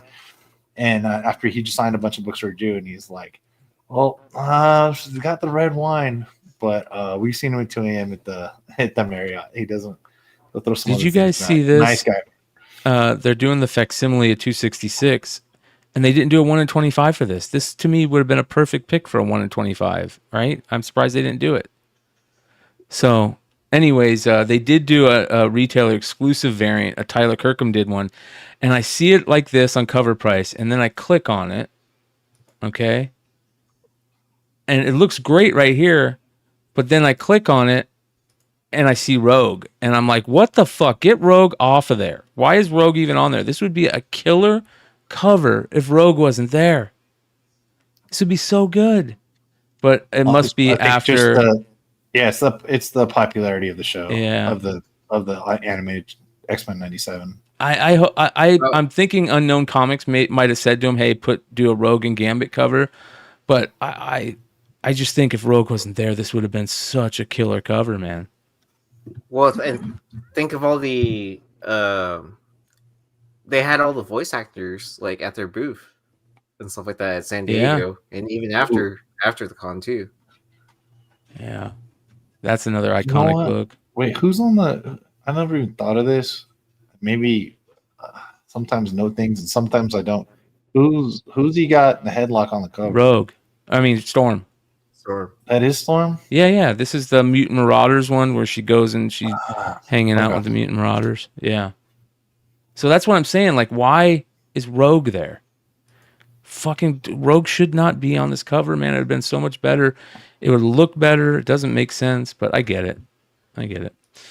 they just had that art and turned it in for the cover. I like this Hercules 1 in 25. It's the black and white, but I like the regular. They should have done the 1 in 25 as glow in the dark. Hercules. This would have been such a great cover if it was glow in the dark. Yeah. This is an interesting 1 in 20, the negative space cover with Pegasus. That's interesting. But yeah, so we got Space Ghost, of course, and love the Bob Layton covers. You got the Virgin 1 in 10. Are there any Clash of the Titans comic books? I don't know. That's a great question. Jay Lee, look at that. I don't know, but when I was a kid, I'll tell you what. When that movie was gonna come on, Yep, always watch because it. you have to look at the TV guide. Mm-hmm. Good old days. I hated that movie when I was really young because of that scene where that dude shows up and he takes his pitchfork out and he stabs Medusa's blood when it's hanging on, when Perseus has her hanging on the tree, her head, and that dude comes out, the scorpion guy, and all those the blood drops and little scorpions come out. I was like, oh man, that always creeped me out as a kid. Oh, that's one of the reasons I liked it. Yeah. That was ahead of its time, dude. There are a bunch of Golden Press and Warner Clash of the Titans stuff from 1981. That makes sense. That I'm trying to graphic novels and adaptations and stuff. Anyway, I'm just trying to look that up real quick. I totally spaced on stopping by at Art Adams' booth. Didn't he have a Chitara cover that he did? Yeah. Yeah. Oh, a couple. He's got her face. I might have it right here. Yeah, because Leg and I stopped by his booth. I don't think he was there, but Leg was able to pick up a bunch of covers. Yeah, and then he had Art Adams. He had a Wolverine print that I was like kind of interested in, but it was also like kind of like, oh, I don't want to travel with a fucking print. Yeah, Calibus. Yeah, this shit's fucking crazy. Yeah, he did the. Sorry, I thought I muted. He did the. So he's got. Yeah, I didn't get any of those. I'm an idiot. He's got that. So there's this. There's one close up of her face. But I got these. Yeah, so good. And then just like last year, I asked him like, "Are there unsigned sets I can get?" And I did get another one. This is a signed set. Yeah, that's how he does it. Love what they do. They don't exactly. They don't take care of the books like J. Scott Campbell or anything like that, dude. No, just saying. But yeah, pretty. He's definitely old school. Beautiful. Yeah, just sign them and throw them on the table. The other guy just throws them in a double bag and board. Look at that Perillo. Wow, that Perillo Vampirella is pretty crazy. Oh, that's good. Yeah. That means they don't have them on here because usually when they do that, they'll have a 1 in 12 black and white. Right here, look. 1 in 24. Okay, never mind. Yeah, they're here. I was looking for them. Look at that. Ooh, the ultraviolet. Oh, I like those. Yeah. Damn. All right. Image, the Ain't No Grave, Scotty Young, 1 in 25. That's gonna be a big book. That's a good job, Image. Great 1 in 25 pick. Great series from what I hear. Scotty Young, doing the writing on it, which is awesome. I love to see that. Beautiful 1 in 25. I like this 1 in 25 for Sam, the Deviant number 7. That's a really good cover. And then the 1 in 10 is not a bad cover too. It's kind of creepy. Check this out. There we go. That's a creepy cover right there, man. Really creepy. That's the Tynan book. Let me know if anybody's reading that and how good it is, because I heard it's pretty good. You got this. Go ahead. Yeah, I definitely need to check that out. Like, Yeah. I have a bunch of the first issues. I haven't like spent the time to like crack one open. The Gunslinger, you always got the 2 covers, which I love. That they always have at least 2 really good covers on all the Spawn books. They're doing a ton of these image first again, which is smart. I don't mind the image first putting them out because I love how they, put it on the side like that and they stay true to that. I love that. So you can see there's a ton of them. Man, what a great series that was, Nailbiter. I still like picking up some of those covers. Yeah. This is one of my favorite all-time series. Wolfman? That's a Kirkman, I think. Yep, this is Kirkman. Yep, Astounding Wolfman. Same with this, right? The Super Dinosaur. That's a Kirkman too. I love The Wicked and Divine. It's one of my all-time favorite series. So they got a lot of them. Misery, you've got the 2 covers. A lot of people were talking about this. The Power Fantasy. There was a couple different variants. There was For this the cover. For the A cover, Yeah. isn't it? Yeah. They call it the That's Chase like cover. And then you can see it's like, just... It's like old his school. 60-40 split, is what I heard. Yeah. Yep. And this Rhiannon Hughes one is pretty interesting. That's an interesting cover. I like it. That's a good one. The Stephanie Hans. And the Tula Lote 1 in 100 is going to be a big book. It's already 115. All right. I like how those complement each other. You know what I mean? Like, like they paired up good artists. Color that, like, Theory. Yeah. The Scarlet. Okay, you guys. Just absolutely beautiful 1 in 50 on this Scarlet. And the 1 in 25 is great too with Jinx. I love it. The 1 in 10 is good. It's a connecting cover, but this 1 in 50 is fucking great in my opinion. Oh, that's good. Who did that? This is Eric Canete. Okay. 1 in 50 too, which is nice. But man, this 1 in 25, the Jeff Spokes Jinx, is excellent also. I am not. I got to read this. Hopefully it'll change. My mind will change. I'm just not a big fan of the story so far. Don't like this at all. I don't like that. I don't know what it is, but it's just not good. Why do I not like this? We're going to have to take a deeper look.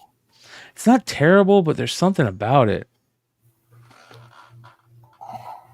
I don't know, man. Proportions look okay. Yeah, I like there's something about it. crossbows. It's probably the angle of the crossbow for you. Yeah, I think it is the crossbow. I think it is.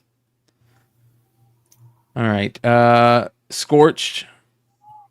I love that Raymond Gay cover. That's beautiful. That's gorgeous. Sweet Paprika, black, white, and pink. Everybody's doing that now, huh? Shout out Mirko and Dolfo. Pick 3 colors, and then you can make it into a comic. Just add that to any title, and boom, you got a new series. Yeah. Walking Dead. Red, white, and gray. guts. Yeah. And guts. Yeah. Red, white, and guts. Gray, green, and guts. DC Ultimate Absolute Power. Absolute garbage in my opinion. I know there's people out there that love it. Shout out to Legion of Comics. I know he's doing a deep dive on it. I just think I just can't stand Amanda Waller anymore. Perillo on the Absolute Power number 2. I like Zerdy. That looks stiff though. Zerdy has changed his faces. He does something now with faces that I don't like his faces. I think he's trying to make it more realistic instead of so bubbly. Yeah, like he used to. And maybe that big of eyes on realistic is off. It's so off. It just. Yeah, I mean, because it looks like he was coming from the background of like anime drawing, right? Like with the exaggerated eyes or some sort of feature that's exaggerated, but still tries to blend it into like that 3D model kind of situation. Yeah. All right. There's a Kirkham. Look at this Del Auto. This is a really cool Del Auto. Batman 85th anniversary cover. I love how he used that, like the Hush style Batman's old, Yeah. and it's just a beautiful Jim Lee, type cover with him standing on the gargoyle on the top of the building. Beautiful, beautiful cover right here. That's going to be a hit. Should have been a ratio. Here's the 1 in 25. Again, like what's better, that Del Auto or this 1 in 25? No shade on James Herron, but that Del Auto should have been the 1 in 25. I like the Superpowers ones. I think they're cool. This is It's a cool cover, but it's just hard to like when you see that good of a other cover on Yes. something that's open order. It's like it almost puts it to shame. Yeah. Yep. I like this Mikkel Janine Resistance cover for some reason. I think it's cool. This right here is the 1 in 50. Let's take a deeper look at it. Stefan Subic. It's not bad. I like his kind of like art style. It's interesting. I don't know. That's cool for like an art book. Yeah. That's interesting. The Birds of Prey, kind of like a chibi baby style. It's interesting. The Rian Gonzalez 1 in 25. There you go. Perfect job. Like that's a good 125. Fan base. It's a good cover. I like the Nakayama. Man, I could not find her Fall in Love on the Path to Hell Yeah. foil cover that they were supposed to have at the con. Yeah. Here's a perfect example of what should be a ratio cover. That should be a ratio cover all day, every day. That's excellent. Yeah. That is fucking awesome. Oh, there's so much space for artists to like Yeah. do their own tag into it, or Yeah, that would be great. Get an like- artist to tag. Yeah. That's Or how I take my several- scenic pictures also. Or Because phones sell- are good at taking pictures of clouds. or several artists to do like a jam piece of tags on that. That would look sick. So if you copy that idea, give me a shout out. Man. Is it the 1 in 10? King of the Golden State saying it is the 1 in 10? It doesn't say. If it is a ratio, good. It needs to be. Boy Wonder. I heard this is not very good, but I like the art. This Terry Dodson. Here's another great, example of what should be a ratio. I'm kind of upset he didn't email me back for a commission. I know, right? All right, we got more. Here's the 1 in Next time. 25. This is an excellent choice for a 1 in 25 right here. It's a good choice. Great cover. Yeah, that's good. Yep. Ben Harvey. Great cover. Galen March connecting for the Gotham City Sirens. Ji-Hung Lee, that's a good one. Like the action figure. There's the Zerdy Batman Adventures 12 again. I'm over it. I love this. This Raza should have been 100% a ratio. That should have been a ratio. Oh, easily. Yeah.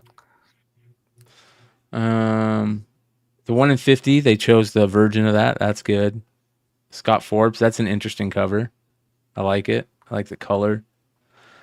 Perillo O'Neill before Zod. My Adventures with Real quick. Superman. Cosmic One with a super chat.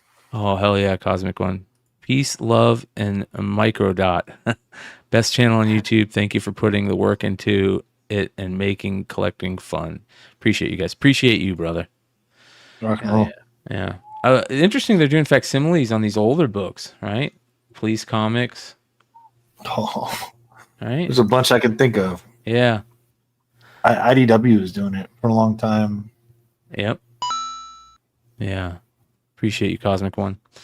All right. Boom. Dark Crystal. Interesting. Archive edition. They did a new cover version on each one. They got the original, I think. It's interesting. Garfield. That's cool. An orange blank, 1 in 20. It'd be interesting to see if That those 1 in catch 20 on. is good, dude. Eating a little spaghetti and Yeah. You see, you know, it's hard to draw lasagna, I guess. But yeah, yeah. Red before black, 1 in 50, 1 in 25. Those are decent choices. What's that? Dave Johnson, 1 in 10. That's for red before black. There's a 1 per store. That's cool. The Grand Theft Auto homage. Yeah. yeah, that might be a good buy. There's the Erica Slaughter. They're doing the Erica Slaughter variants again, it looks like. Libra Mayo cover. I can't remember if I ordered that or not. Ooh, look at that Dan Panosian. That's a good cover. I love comics that have stained glass. That's a good Sean Gordon Murphy. Beautiful Arkham Horror Terror at the End of Time. Raphael Albuquerque cover. That seems like an interesting comic. That's Dark Horse. It'll be that's got to be what's that world called? The Cthulhu world. Chat will remind me. The artist, H.P. Lovecraft. H.P. Lovecraft. That's it. Yeah. This Canto, both of these Canto covers for a place like home #3 are fucking awesome. That one's great. Drew Zucker, holy shit. By the way, Drew Zucker doing DC's, a DC variants that he's doing now, I think. Shout out to Drew. Nice. Oh, is he? Yeah, That's this dope. one's gorgeous. What did we get the ash can for, Aaron? For which Canto? It was a new place. Yeah, a place like home. It's, Yep. This? it's for this. They're not selling for a lot. I'm grading on mine. Yeah, Canto's back, but with Dark Horse, which is awesome. If you get a chance, go check out the interview that Comic Man Andy did with Drew and David. Me and I think Ryan was there. It was a really good interview where they talked about, going over to Dark Horse, and I'm really happy for Drew and David. I think that this IP is one of the best IP in comics. Yeah, so from Dark Horse, we bought the black and white sketches of that. I know I went big on the Usagi. You got some Usagi's. I didn't get a single one of those. Did we get IDW was the one for the for Beneath the Trees. Yeah. Oh, is that what we got? Yeah, we bought. We did get Canto something though, right? We did get Canto at Dark Horse. This right here is the 1 in 10, and this is an amazing cover because I like how it shows you how small Canto the character is. Yeah, what do they call them? Clockwork Knights. I think that's the cover. This is the one you guys got in black and white. Black and white sketch. Yeah, when we go pull one real quick. Oh, wow! Maybe he's getting one. That's amazing, dude. This was the Canto we got. Wow. Yeah, there you go. That's awesome.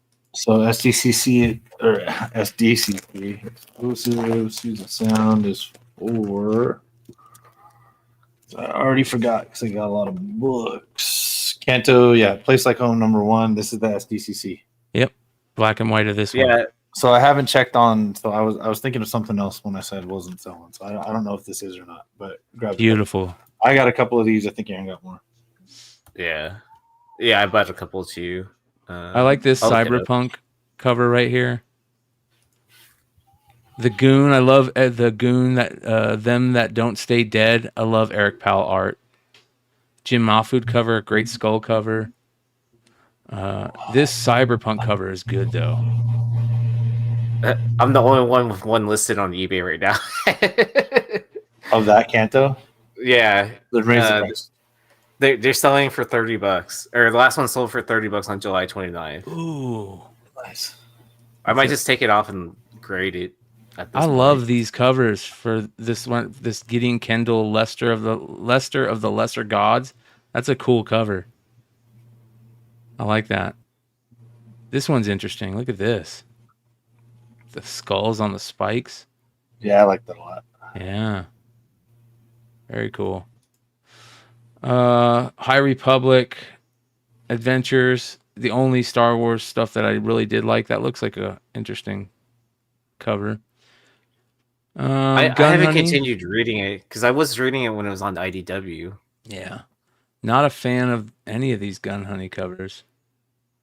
I think I'm gonna grade my Gun Honey hues because they look like they're all basically 9.8, and we also chose the best covers, ones. Yeah.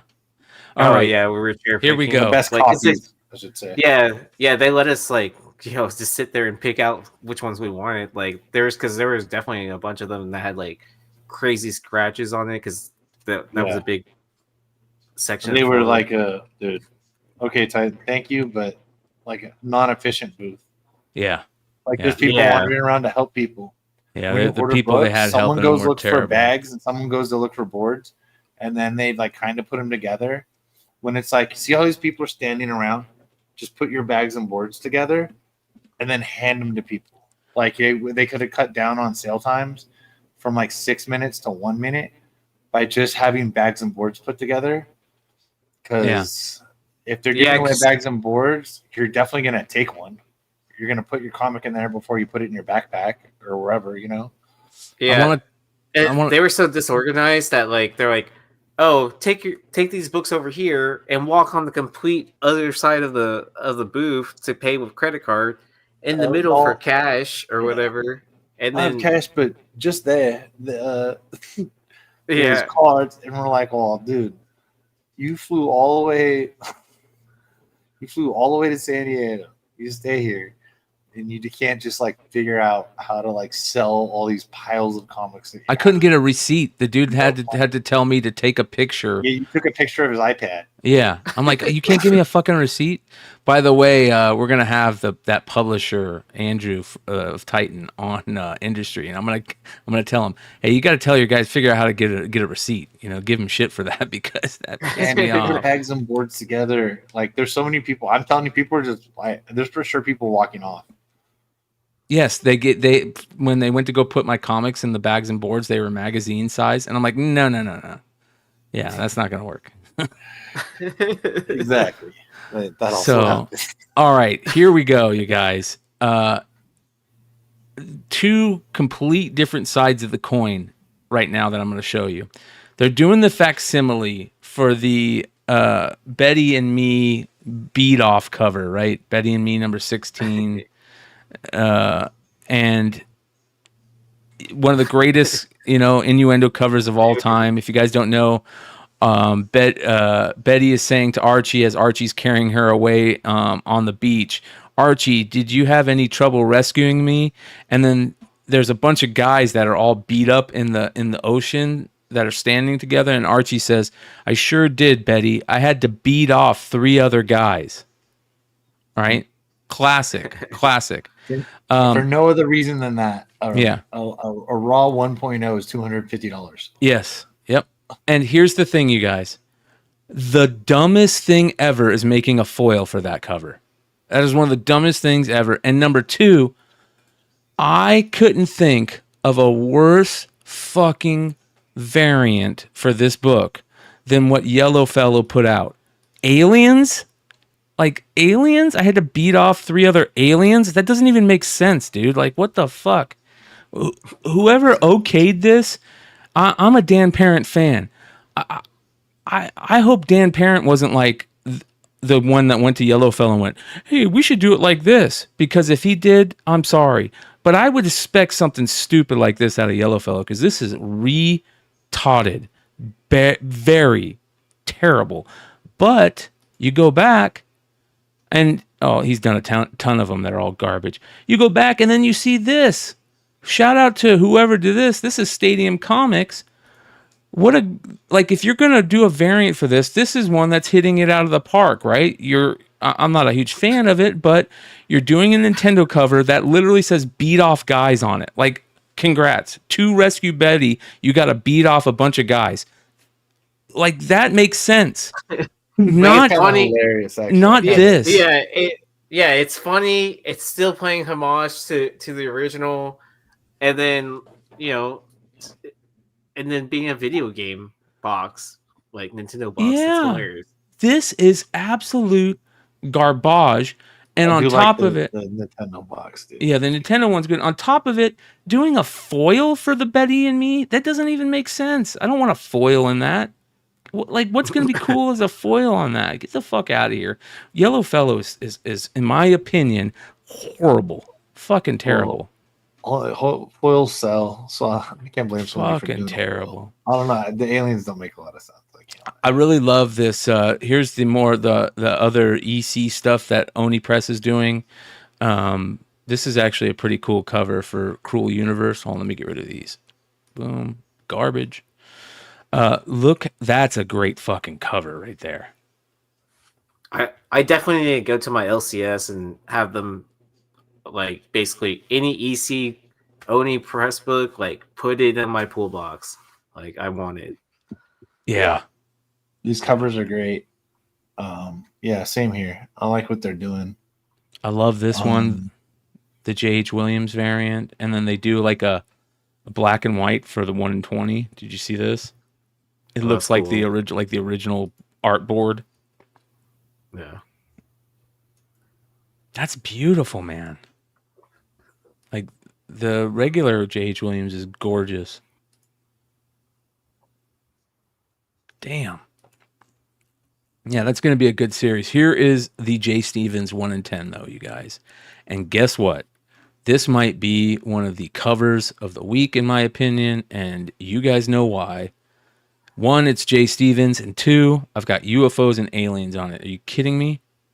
And he even made the alien kind of look like the alien from the Ditko cover that Bruce Timm homaged, right? Oh yeah, the on that bondage cover. Yeah, fucking Nice. great 1 in 10 right here. It looks old. Love this. I'm a huge J. Stevens fan though too, so I got to get one of these. All right, next, let's load some more. You've got the Rhiann Hughes 1 in 50 archive edition. Made it look like those EC archive editions. That's pretty interesting. That'll a lot of EC fans will love that. That's So cool. yeah. And the 1 in 100 Tom Fowler is great. Look at the colors on these. Like the Robert Hack is great. Hack's the man, dude. Yeah. Hack is the man. These covers are fucking, that is awesome. What great Nice. color. I want to steal this color palette. This like, these colors together look so good. Looks like a 1990s Taco Bell. Look at this Robert My Hack. shoes are sticking to the floor already. Yeah. Yeah. Yeah, buddy. Look at that. Hack's the man, dude. Fucking A. That's creepy as hell and beautiful. Great color Nice. palette. Yeah. All right. Next we have Zenoscope. Shout out to the guys at Zenoscope. They did us very well at San Diego. They were cool cats and Awesome people. Yeah. I haven't always made Zenoscope a big stop to say, but they had a lot of deals. I've already sold a bunch of Zenoscope from there. Yeah. So Man, I should I have just bought can't more do of them those. Z-rated yet. Yeah. Yeah, I should have bought a bunch of those like John Royal books he had in that short box right there. 'Cause I'm they were gonna only get like mine 20 graded. My Zenoscope should've stuff looked. graded. I think I love this Monster High cover. This is gonna be a big book. I put most of my Zenoscope in the grading pile. Yeah. And then I had one dude from England buy all the doubles that I listed. Ooh. And I was like, hey, dude, just one after another, no offer made, no nothing like that. Just buy right in a row. And I was like, I sent him pictures and I said, hey, how about the rest of these? Because it's a bird in the hand at this point after Yeah. spending that much money at Comic-Con. Yep. You know? Yeah, that's why I'm having a huge sale tomorrow and whatnot. I got a ton of stuff that I'm selling just to kind of refill the coffers. All right, next we've got they're calling it Whatnot now instead of Massive. That's interesting. Is this Whatnot or Massive? I got to figure that out. I got to hit up that guy for Massive and get somebody on to talk about that. To clarify, like Yeah. how all those different branches break off. Like Yeah. See, that's a good looking foil cover if it has like those cool effects. Like that's a cover you use foil on. Not a Betty and Me. Anyways, Jim Mahfood, Antarctic Press. Shout out to Ben Dunn and everybody over at Antarctic Press. I know Niobe was out last week. Outbreak #2. There was a beautiful, was it a DeBalfo cover? I can't remember. It might have been a DeBalfo cover. They had a really good Paul Green cover for issue #1. Deadweight, Valiant. Eesh. Here's the Gotcha Man stuff. They're doing a second print of #1. Fanagraphics. Ooh, that looks old school underground style.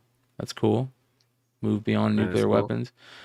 What's that? Battle Quest Comics. And that is a new comic day for August 7th, 2024. Man. I do want to talk about some of the things that is going on in... Oh, well, I want to talk about this first. Did you see that? Have you guys heard about this? This Indiegogo crowdfunding that this company called Lumiscent is doing this Batman Beyond movie, and they're having one of the actors from Teen Titans play the character. Have you seen this at all? No, I haven't seen this. So they're gonna do straight up crowdfunding for this, huh? Yeah. Let's go ahead and show this real quick. This is interesting.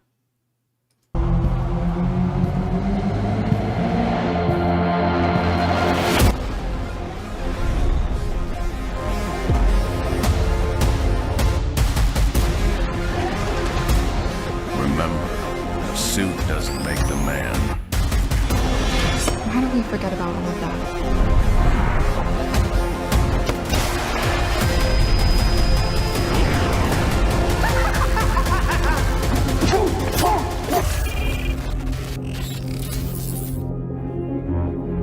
All right. Right? Hope you enjoyed the first teaser. It doesn't look too bad. I feel like I'm on board with it because it's like you can obviously tell it's someone that's a fan of the animated series and stuff like that. And then, even though you could tell it's low budget, it's not like cheesy. Yeah. I mean, you could tell it's low budget. You're right. That's a perfect way to put it. And dude, the design of the costume on Batman Beyond looks amazing. And they got this big costume designer dude to do it. And the fight choreographer, like, this looks legit. Yeah. I feel like, if it's funded enough that it could be like one of those like built from the ground projects that turns into like a movie that spreads like fire, right? Yeah. Here's the trailer. Let's go ahead and watch the teaser, and then I got to run downstairs and grab my pickups. All right, here we go.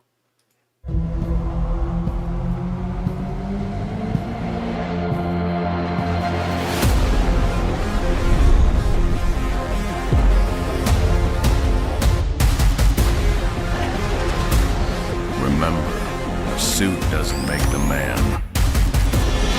Why don't we forget about all Oh, of it's that? just the same.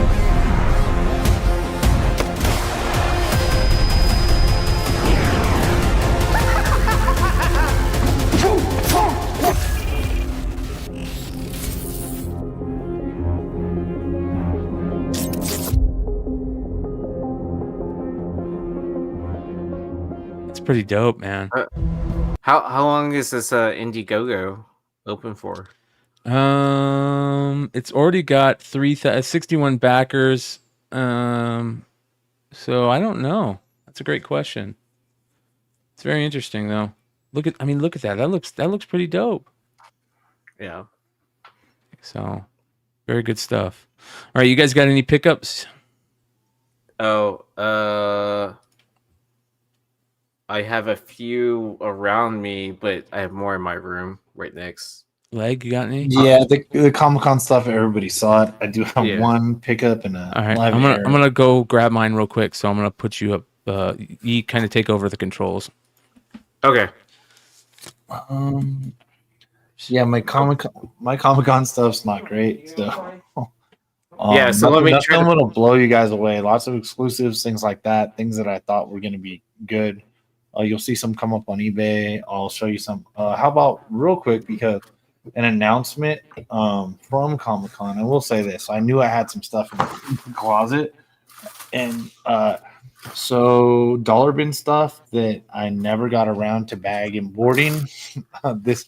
So there's a couple of these. Oh man, I couldn't find Dollar my bin copy. not open, right? And I had a box of stuff, or not bag. I'm sorry, right? And they're not beat up. I'm kind of glad about this. They're actually, believe it or not. And I was just like, okay. And honestly, what I was trying to do is put together sets of the What If Venom 1 through 4. So I have some more of like the other copies of this. And so I'm all, okay, nobody wants those anymore. That's not important. But so those I'm gonna put up for sale. And then this, which I feel is like Santa Monica Beach Air Warped. I bought this myself and read it back when it came out. And don't really remember. So those are pickups from my own closet, but they're SDCC relevant. Yeah. So I have one other one. You guys might have saw this. And if you are ever you get emails or things, you think things are a good idea after you might have had a little wine after dinner or something like that. So I got this in the mail and I just looked them up. So these actually sell for $150. This is the Haley Welch Hawk Tua autographed Leaf Century pack. So there's one autograph of Hawk 2 on here. And so obviously I was going to save it.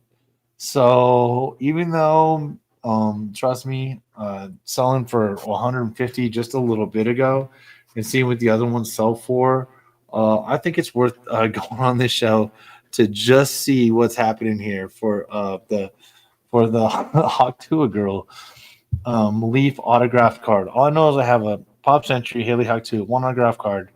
Let's see what's going on. And I know numbered are good. I know they're all autographed. I don't know anything else. What's up? They have inscriptions on them too. Yeah. So she writes inscriptions on some of the cards. So you got to look out for that. So let's see here. Let's go. And it's in a top loader, I believe, and that's it. So freaking oh shit.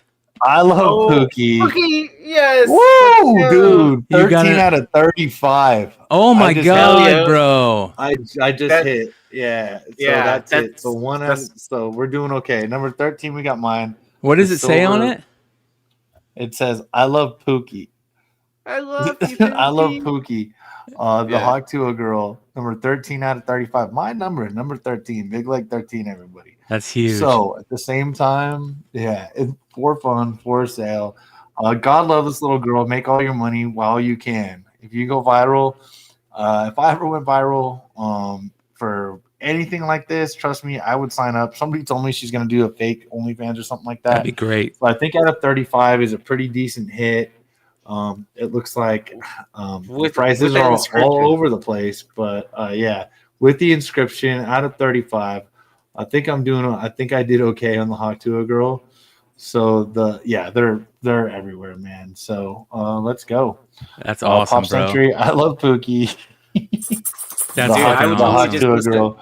I did. I don't feel as bad. I was like, I overpaid. I woke up in the morning like, how can I cancel? And I was like, no, you can't cancel. And I'm like, okay, whatever. So we gotta cancel. Yep. Karma, baby. Here. That's karma. Yeah. So let's go. Let's gold. Let's go. And God love you, Haley. Wherever you are, you're meme of the year, and then the guy running for president got shot the next day. So you got to let her out of the news cycle, but hey, that's what's going on. So fucking gotta love Leaf cards. I love Pookie. There you go. God love you, Haley. Not bad. Yeah, I mean, you could easily like just list that for $1,000 on eBay and see if someone just like fucking A. They're what are the 1 in 30s? 130 or 150. That one was what did I say, 35. So they're kind of over. Like out of 75, here's a 140 sale. A number 99 was 100. Oh, dude, you're gonna do good on that then. It should be okay. But another out of a 30 was 133 at auction, but it didn't have the I Love Pookie on it. Boom. This one, the I Love Pookie through 35, looks to be a good one. Yeah. I think I did all right. I think I did all right. Who thought I'd make money on the Hawk 2 girl? All right. Who thought I would make money on the Hawk 2 girl? But here we are, man. Here we are. Did you get Although this would be a good conversation piece. In the office, literally. Oh yeah. Grade it. So I might go. I might. Hey, Haley. Check out the Leaf advertisement you sent on it too, because I'm pretty sure the inscription that was like one of those like the advertisement pieces. Yeah. The I Love Pookie definitely was, and I don't see too many of the other ones. Somehow the Haley with the heart. I think people are just buying the ones that they like. There's going to be a lot listed. I don't know. I know obviously there's numbered cars, but like I don't know whatever. This is the only silverish refractor I see. So yeah, let's see. People try to get out of it. There's a bunch listed, but hey, that's okay. That's awesome, dude. That's okay. Awesome. Let's go. That's a total great. Yeah, that's a total grade and stuff like that. I have a few things around me. I think I've showed most of them on different podcasts. But check out Spec Media yesterday. I have all my comic pickups. I put those away, but I am wearing this shirt. So here's the shirt, and then it comes with a matching card that's numbered. So this is out of 61. Nice. So shout out to this guy right here that sent me the link. yeah. Because like we both went to go pick them up at the same time, and then I think our order numbers were like one after the other. Yeah. And so here's the Misfits one. Yeah, I don't like that one as much. Yeah, it's pretty cool. Yeah, I ended up with number 43 on the card. On the Misfits card? Yeah. I bought more because I bought for more people, and I didn't know. I thought you couldn't get the card, but because I bought this specific shirt for other people, so I gotta check it's not sitting right here. I gotta check my Spawn one. I forgot to check the numbers, so yeah. The Spawn one's gonna be the rare one, I think. Yeah. So yesterday's, what they do is you pre-order it on their website and you pick it up at the con. Yeah, is what they do. It's like there's certain items there's certain items that you can't pick. I mean, I guess you can now, but last year I asked people to pick me up the Misfits shirt from last year, and they wouldn't sell it to anyone that walked up to the booth. And then I think I showed this already. So I was gonna buy a pack of cards, but I bought this instead, or like a box of cards to try and pull that. Nice. To try to pull something like this, or a dragon, or whatever. And this already graded was less than the cost of the box, so I bought it as is, as a 9.5. I mean, there's corners as a 10, centering's 9.5, edges 9.5, surface 9.5. I feel like I could easily cross that over to a PSA 10. Just to give it a Kurt's card bath. Yeah. The Prio sketchbook, Cohen. Carla hit me up and she said she's going to be sending me out a box by the end of the month. So there we go. Wow, that's cool. Yeah. And then the pack I still need to send to Blind Adam. The packaging I had for this will not fit this, so I'm going to find something proper to ship this to you in. That's like max size. Tell them what they are. No. So they're the Blind Owl packs from this from CGC and Jack in the Box have these. And they're poster cards inside that have different comic covers, Deadpool comic covers, in celebration of the release of the movie. Not bad. Yeah, and then I just have stuff I've shown before, the Jay Lee and So I have some cards that I haven't shown cards in a while, but I ended up getting a ton of cards lately, and I opened up some of the hockey, the updated hockey, Upper Deck hockey. I pulled some decent cards. I'm a big fan of Austin Matthews, so I got some Austin Matthews inserts. I got a ton, and speaking of Austin Matthews, you guys know I love Austin Matthews because he's from here in Phoenix in Arizona. And one of my best friends' sons played with Austin Matthews on the junior teams out here. But I never knew that this is the rookie that Matthew Nees for Toronto. He's from Arizona too. So I'm super stoked. I'm pulling his cards. So I pulled this. I pulled this of him. And I pulled... There's one more. This, which is kind of cool. It's like and this is yeah, so anyways, and then look at these, dude. They're doing these hockey heroes, but they're acetate. Here's Brian Trottier. Look at how beautiful like those look. They're the heroes cards, the Upper Deck heroes cards, and they're acetate clear. They're gorgeous. So I got that. I got some Young Guns.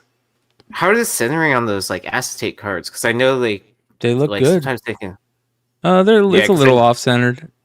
Not much though. Yeah, because I know the optic ones can look a little like way off. I got this kid. This is he a center from Boston, Georgy Merkulov. I don't know if any of these guys are any good. I got to look them up. Isaac Rosen from Buffalo, and then they did these like old school Young Guns, and I got Will Coyle from the Rangers, which is cool. It's got the old school style Young Gun, and then they did these Silver Skates cards, and look how these are perfect for autographs. Look at this. Oh, it has the box in there. It has the right box there for it. Yeah. So I'm going to try and get these signed. That's Connor McDavid. Here is Cooley from the Coyotes, which I've been looking for his cards. And then this is some kid from the Cole Caulfield. That's the Canadians. But I didn't get a chance to show any of these. And I just went through them. These are some of the cards that we ripped in San Diego that Vinny pulled for me. Look at this beautiful color match Jason Tatum, numbered to 49. Gorgeous. Yeah. And that's also, absolute yeah, banger. And then I didn't realize this. This is a color match too. A Milwaukee Bucks Damian Lillard green, numbered to 49. So I got two color matches. I got a bunch of rookies and stuff, which is nice. Man, in all that optic, I did not pull any blue velocity laser rookies in all of that. Like, because I ripped probably like what 4, maybe 5, like between me and Leg, like ripping all those. Like, there were no like rated rookie like blue velocities in that. And I wonder if I have some of yours. I wonder if I might have some of yours. We didn't pull any big names though, so it doesn't matter. But I wonder if I have some of yours. That's why. Well, I know what I'm saying is like in all those blue. I mean, I'm pretty sure I left them with you. Yeah. But I didn't pull any rookies like when we ripped them that night. Oh yeah. I was just like kind of like, oh, that's so ridiculous. But I did pull like 2 Wemby bases, and I wonder if it's like that's how the correlation goes. There's another cool color match. This is a blue All-Star Thompson from the Detroit Hollow.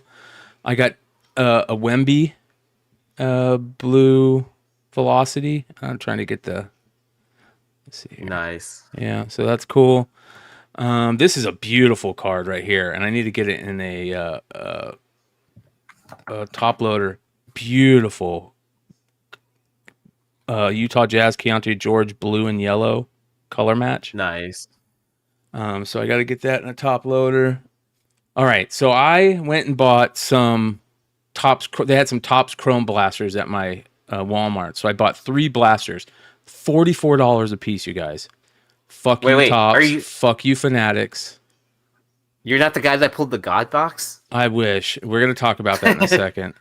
You just don't have to work for 2 years. Yeah, fuck you, Topps, for making those expensive. Oh, before we get into that, here's the Bowman auto I got. I got 2 Ben Williamson first Bowman autos, which is nice. Vinny pulled me 1, and I got this kid, this Jonathan Mejia kid. Really, he's like 19 years old. That's crazy price for a fucking blaster. For a blaster, because you can go on Fanatics website right now and buy the mega boxes for $65. Yeah. Yep. Like, and that's what I'm gonna do.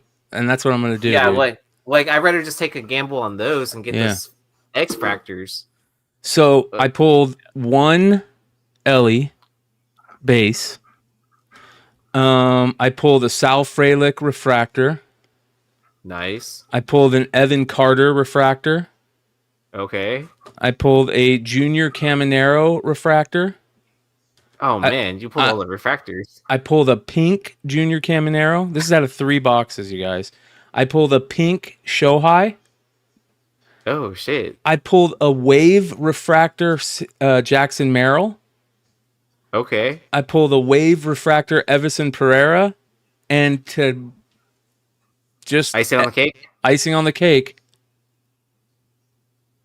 Oh, what in Ichiro? Wow, is dude. is it gold? No, it's How it's does people- green. It's green. Oh, okay. It's the Ultraviolet All Stars. These are case hits. Yeah, Yeah, that is so crazy. right? I have yet to pull the ultraviolet. Yeah, we're live. Shout out to Comic Journey. Yeah, of course we're live. Always live. Yeah, if you guys ever think we're not live, I really only do live stuff on this channel other than clips. But this is man, this is the recorded. blue. I know what you're talking. This is Vinny also pulled this a blue paper Luis Matos numbered to 150 rookie, and then me and Yi kind of opened up some boxes, some packs of Series 1 tops. That because I have that case of that fat pack that we opened. So I got look how beautiful these are, man. These logo cards are so gorgeous. Andrew Vaughn, White Sox logo card. So beautiful. Just gorgeous. This is crazy. A Father's Day Blue Royals card, numbered to 50. Perfect color match. Yeah. 2 LE base rookies. One of those you guys saw Yi open himself, and then 2 LE insert rookies. So not too bad on the card pickups as of late. And the reason why I wanted to talk about those is because to end the show, I got a couple card stories. One being this amazing find in a farmhouse restoration. Check this out. I think Scott came to my house and said, I have something exciting to tell you, but I'm not telling you until tomorrow. And I was really a little annoyed by that because I couldn't sleep that night. The wait was worth it. Tony Pappas was in for a shock when her longtime friends and contractors showed her what they found while restoring her barn. They were down a foot below these cracks right here on the other side. A Ted Williams rookie card and 51 other baseball cards from the late 1930s to early 40s. All of a sudden, I look in there, about a foot down, there's 51 more cards. And I stop pulling them out.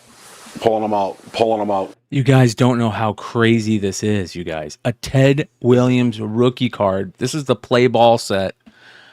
Unfucking real. I'm telling you guys, we talk about this all the time. There's more of these out there.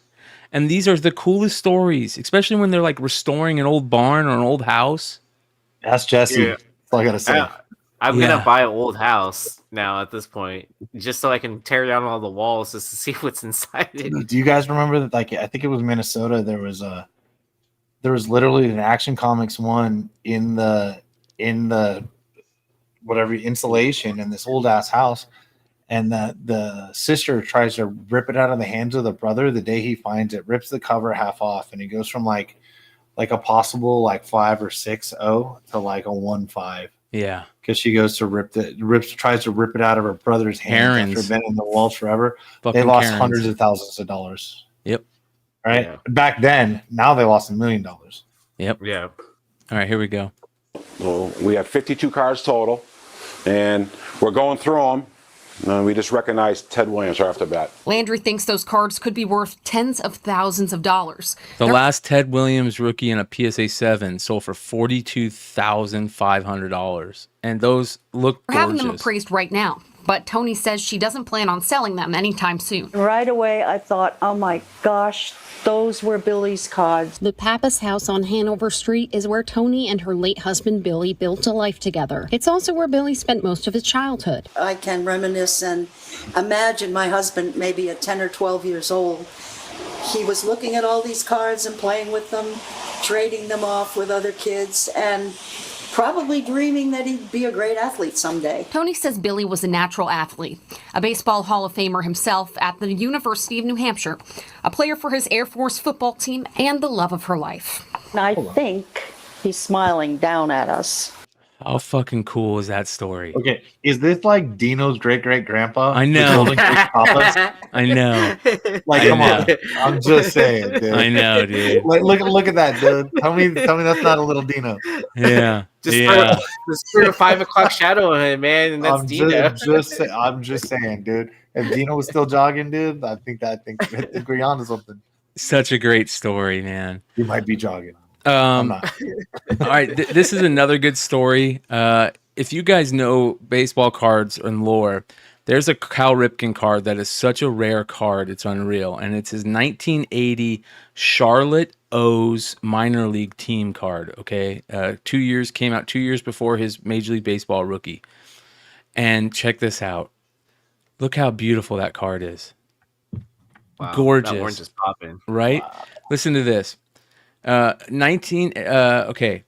Issued 2 years before Ripken's Major League Baseball rookie card, this card was part of a set produced for distribution by officers from the Charlotte Police Department.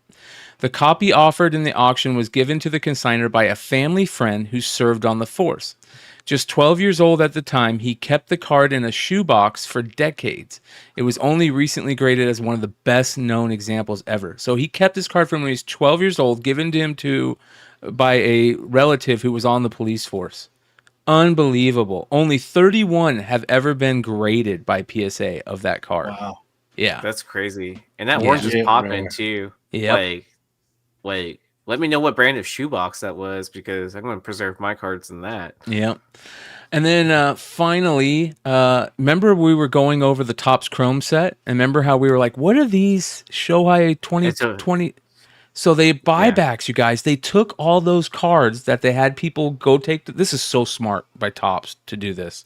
They took all those buyback cards. They stamped on them MVP logos, numbered them, and put them back in the next year's product with the stamps. I want one of these. Oh, did you hear what else they're doing on top of that? Huh. They're doing so if Ohtani wins the back-to-back MVPs, they have a buyback program for these cards. Oh, wow. And it's like, and so like the parallels go up pretty high.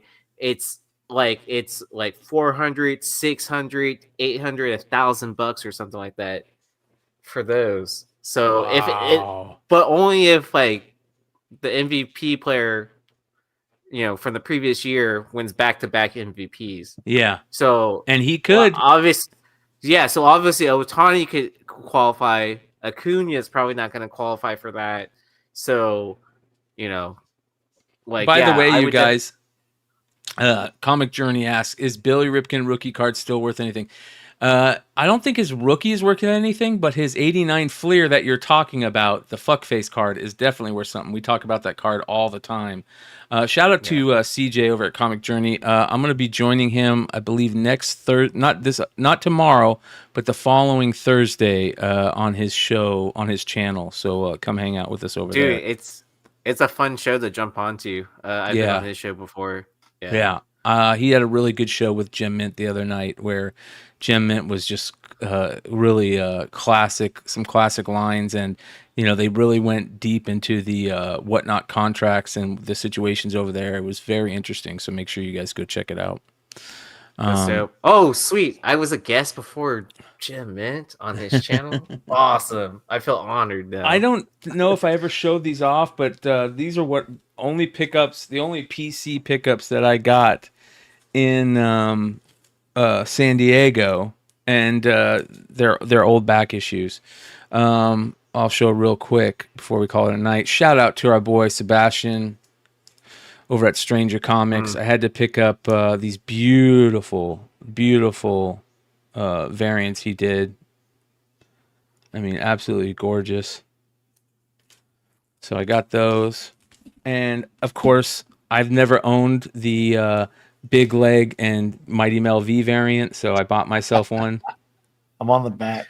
Yeah. You don't ever want trivia? Like, have Sean and Mighty Mel V ever been on a comic book cover with Blossom, Mayim Bialik? The answer is yes. Yeah. I think I have the only signed Mighty Mel V comic. So. Yeah. Where it says "fuck this book." Well, I'm about to have Mel sign this one, dude. He's on this spec from day one. Yeah. Witchblade Tomb Raider 1/2, Michael Turner cover. Absolutely gorgeous. Got that.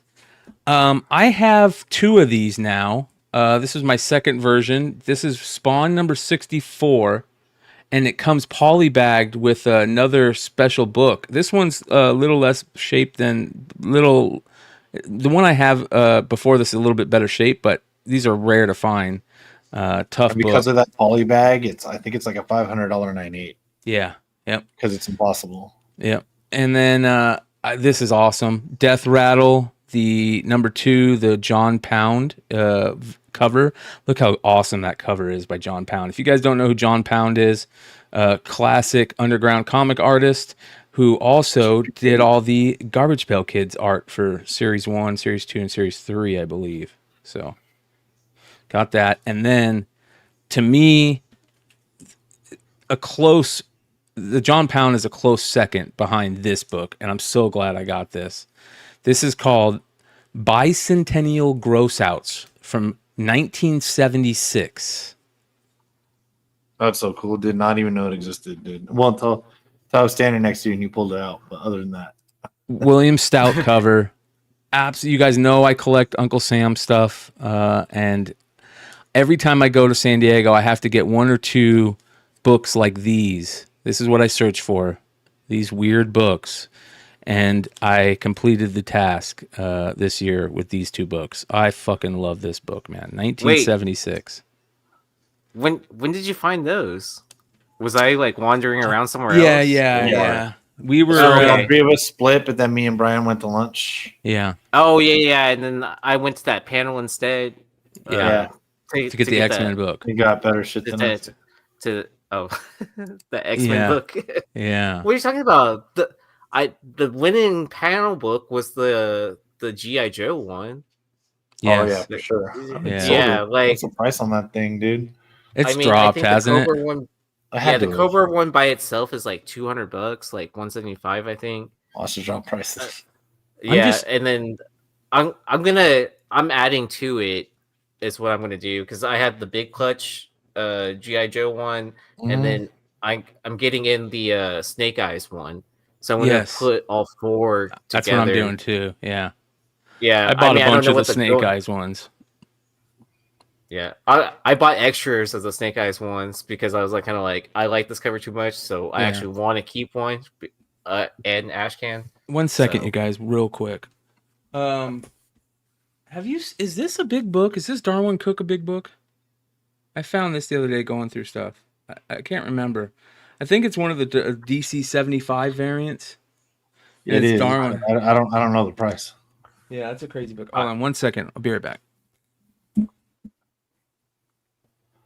Yeah, I don't know. There's a lot of good of those DC 75 books. There's a Jim Lee that's like from Justice League 28 Rip, which is or Homage, whatever you want to say. That is pretty cool. A lot of those DC 75 books are great. People just aren't talking about DC enough, sadly. But it's still amazing. It's still DC, dude. You know, right? I think it always goes through those cycles, right? And DC is obviously putting in the effort to that they're hearing fans of wanting of people wanting better stories, and so you always hear good reception on Title X or whatever.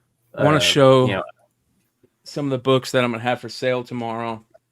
These are the type of stuff that we have a huge sale tomorrow. I'm gonna spend all day uploading the books and everything. I'll be doing most of them tonight too, but stuff like this. First appearance and second appearance of the Super Friends. Oh dang, you're getting into your vintage stuff now, huh? Yeah. I'm getting into some really cool stuff. Here's G.I. Joe America's Elite, the silver graham crackers, Captain America. Claim. I got a ton of Lobo stuff. I've got the sets. This is the entire set of the Beasley run 1 through 4. I've got the entire set of Infanticide. This set with all the Lobo's back. Yeah. Back again. Yeah. The Beasley covers. God, I love those. Yeah. So those I got a ton of. Oh, dude, what's funny? The entire time I was at Brian's house, I didn't dig through all his boxes. And they're everywhere. I was going to. I know they're everywhere, and I was like, oh man. I mean, I peeked through a couple or whatever, but like I didn't really sit there and dig. all the Marvel Zombie, a ton of Marvel Zombie stuff, like the original first appearance in Fantastic Four, Oh, all that's sick. the Sidem, right? Yeah. When's the show gonna be? Tomorrow at 5 p.m. Pacific, so 8 p.m. Nice. Eastern. And I mean, look at all these. So I love, you guys know me, I fucking love Marvel Zombies, so I bought a shit ton. Sidem did so many good like homage covers with the zombie stuff. Like it's like like you're showing the original run stuff too. Yeah. And probably my favorite one out of all of them, one of them is this one. Yeah, is that second print or the ratio? Yeah, second variant ratio. Okay. This is a rare. I got a bunch of rare GI Joe books that are coming out. This is a rare one. This is the Buy Me Toys America's Elite #1. I also have the Sidem Nirvana cover. Wow. Check out this. I didn't even see those things, dude, at all. So look at these, you guys. The Graham Crackers exclusive, number 34 foil. This is the original. This thing pops so much. It's foil. It's red foil. This is the original. These are super rare. And then, for the first time ever, I'll have a Renegar available. Oh, Michael Turner. Yeah. I also have all the Turner Wraith covers. And I'll have the black and white Wraith cover. I'll have the Turner Serpentor covers. Hold on, I got more. Stuff like this, Noto. I love the Noto Gwen Stacy. Oh, I love that cover. A lot of people don't know about this, but these are the first time Jock ever drew Batman in Batman Dark Knight. Here we go. So I'll have these available. Man, I should have bought another Jock commission. Like it was only like $1,000, but I mean, like it was also $1,000. So we'll have a bunch we'll have a bunch of that stuff. Like you're right, the Jock stuff is just so fucking good.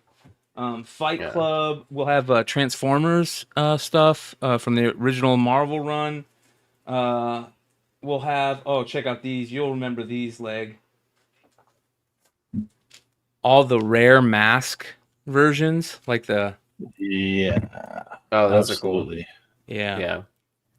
There's a good story arc. Because what's that story arc called? Like Death in the Family? Yep. Yeah. Yep. Death in the Family, and these are rare. Some of them are super rare, like they're 1-in-30 ratios or newsstand ratios. This one is a newsstand combo pack ratio. I knew that the Batman ones are like, but some of those have like the back roll sells for a lot. The back roll, and then a lot of the ones like what you're showing, the newsstands don't have the die cut. Ooh, the second print. Yeah, for 871, the start of the Black Mirror Snyder run. Like, I mean, that's what their claim to fame is, right? Jock. Like Jock and Snyder and all that. This is that whole run. So I'll have the whole run basically except 880 of the Jock and Snyder stuff. So if anybody's looking for that, those are nice. Yeah, those are tough books. So I'll have all those. Check out this, dude. This is a cool book. It's not super expensive, but Green Goblin foil. It's like green foil from back in the day. Yeah, to make it easy on you, I might just buy something from your Whatnot show tomorrow. Mr. Miracle, the original run, 1, 2, and 3, including the bondage covers. Here's number 1, Jack Kirby. Right? Yeah. Oh, dope. Hold on, there's more. One of my all-time favorite variants, the Spider-Verse, that shows all the different Spider characters, and it has the second appearance ever of Spider-Hulk. Love that. Oh, nice. This is a rare book that a lot of people don't know about, the Mega Man ratio variant. Oh yeah, that was like when Boom was Boom. doing the yeah. That right there. Whew. Dark Side. I have so many good Dark Side books. The Turkish Darth Maul. This is the last one I have. So, Son of Satan number 12. Love that book. Or Marvel Spotlight number 12. Son of Satan. The very first time Frank Miller ever drew Batman. It's a tough book. A lot of people don't know about these. This is a Del Auto Ultimate Alliance. This came in the video games, and it's still in the polybag. That's a tough book. I'm not going to sell this, but I'll show it to you guys. This is super rare. Daredevil 168, and this is a combination of two books. In the Guts, first appearance of Elektra. It's got the first appearance of Elektra trade dress, and then it has the Greg Horn, right? Greg Horn Elektra cover on it. This is a very rare book right here. Not for resale. It came in, I want to say like it was a special for the movie. Bunch of old school. I'll have a bunch of X-Men keys. A super rare X-Men and the Captain Universe book. Hold on here.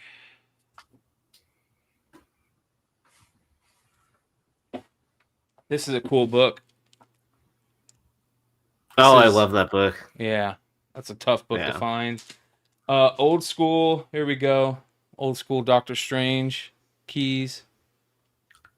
Especially with the reception of Scarlet Spider, like, I'm surprised that book hasn't jumped up a ton.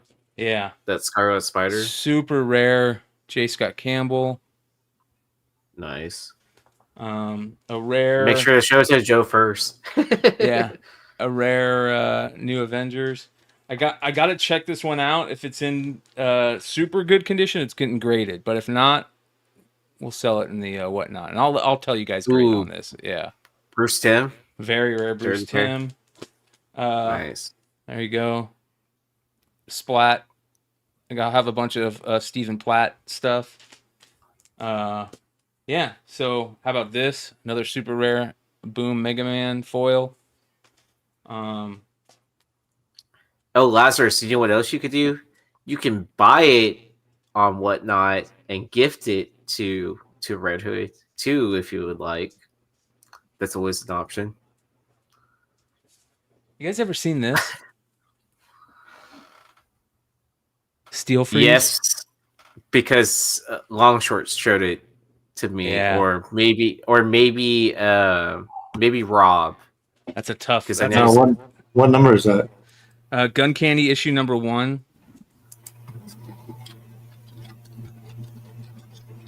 So, yeah, I want to say one of them showed it to me. I can't remember who. Yeah, it's gonna be a crazy sale. So, I'm gonna be spending all day tomorrow morning uploading these. Some tonight. It's gonna take a while, but yeah, we're gonna go crazy. So that's you guys tomorrow. It's already on Whatnot. Let me go ahead and drop a link for you guys, but you can go and bookmark it. Let me go ahead and go shows.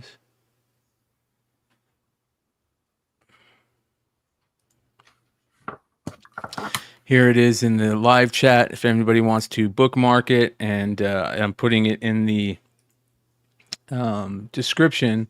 If anybody wants to check it out, it'll be in the description also of tonight's show. So if there's anybody that's catching this on the replay the next day, you guys can come hang out and do it. Hang out and check out some books. I think that Gun Candy also is the reason why I have that is because that's also the issue that has the Adam Hughes connecting covers. Oh, so, nice. Yeah. So yeah, lots of cool stuff, you guys. Make sure you guys come check it out. We'll have sets of cool storylines.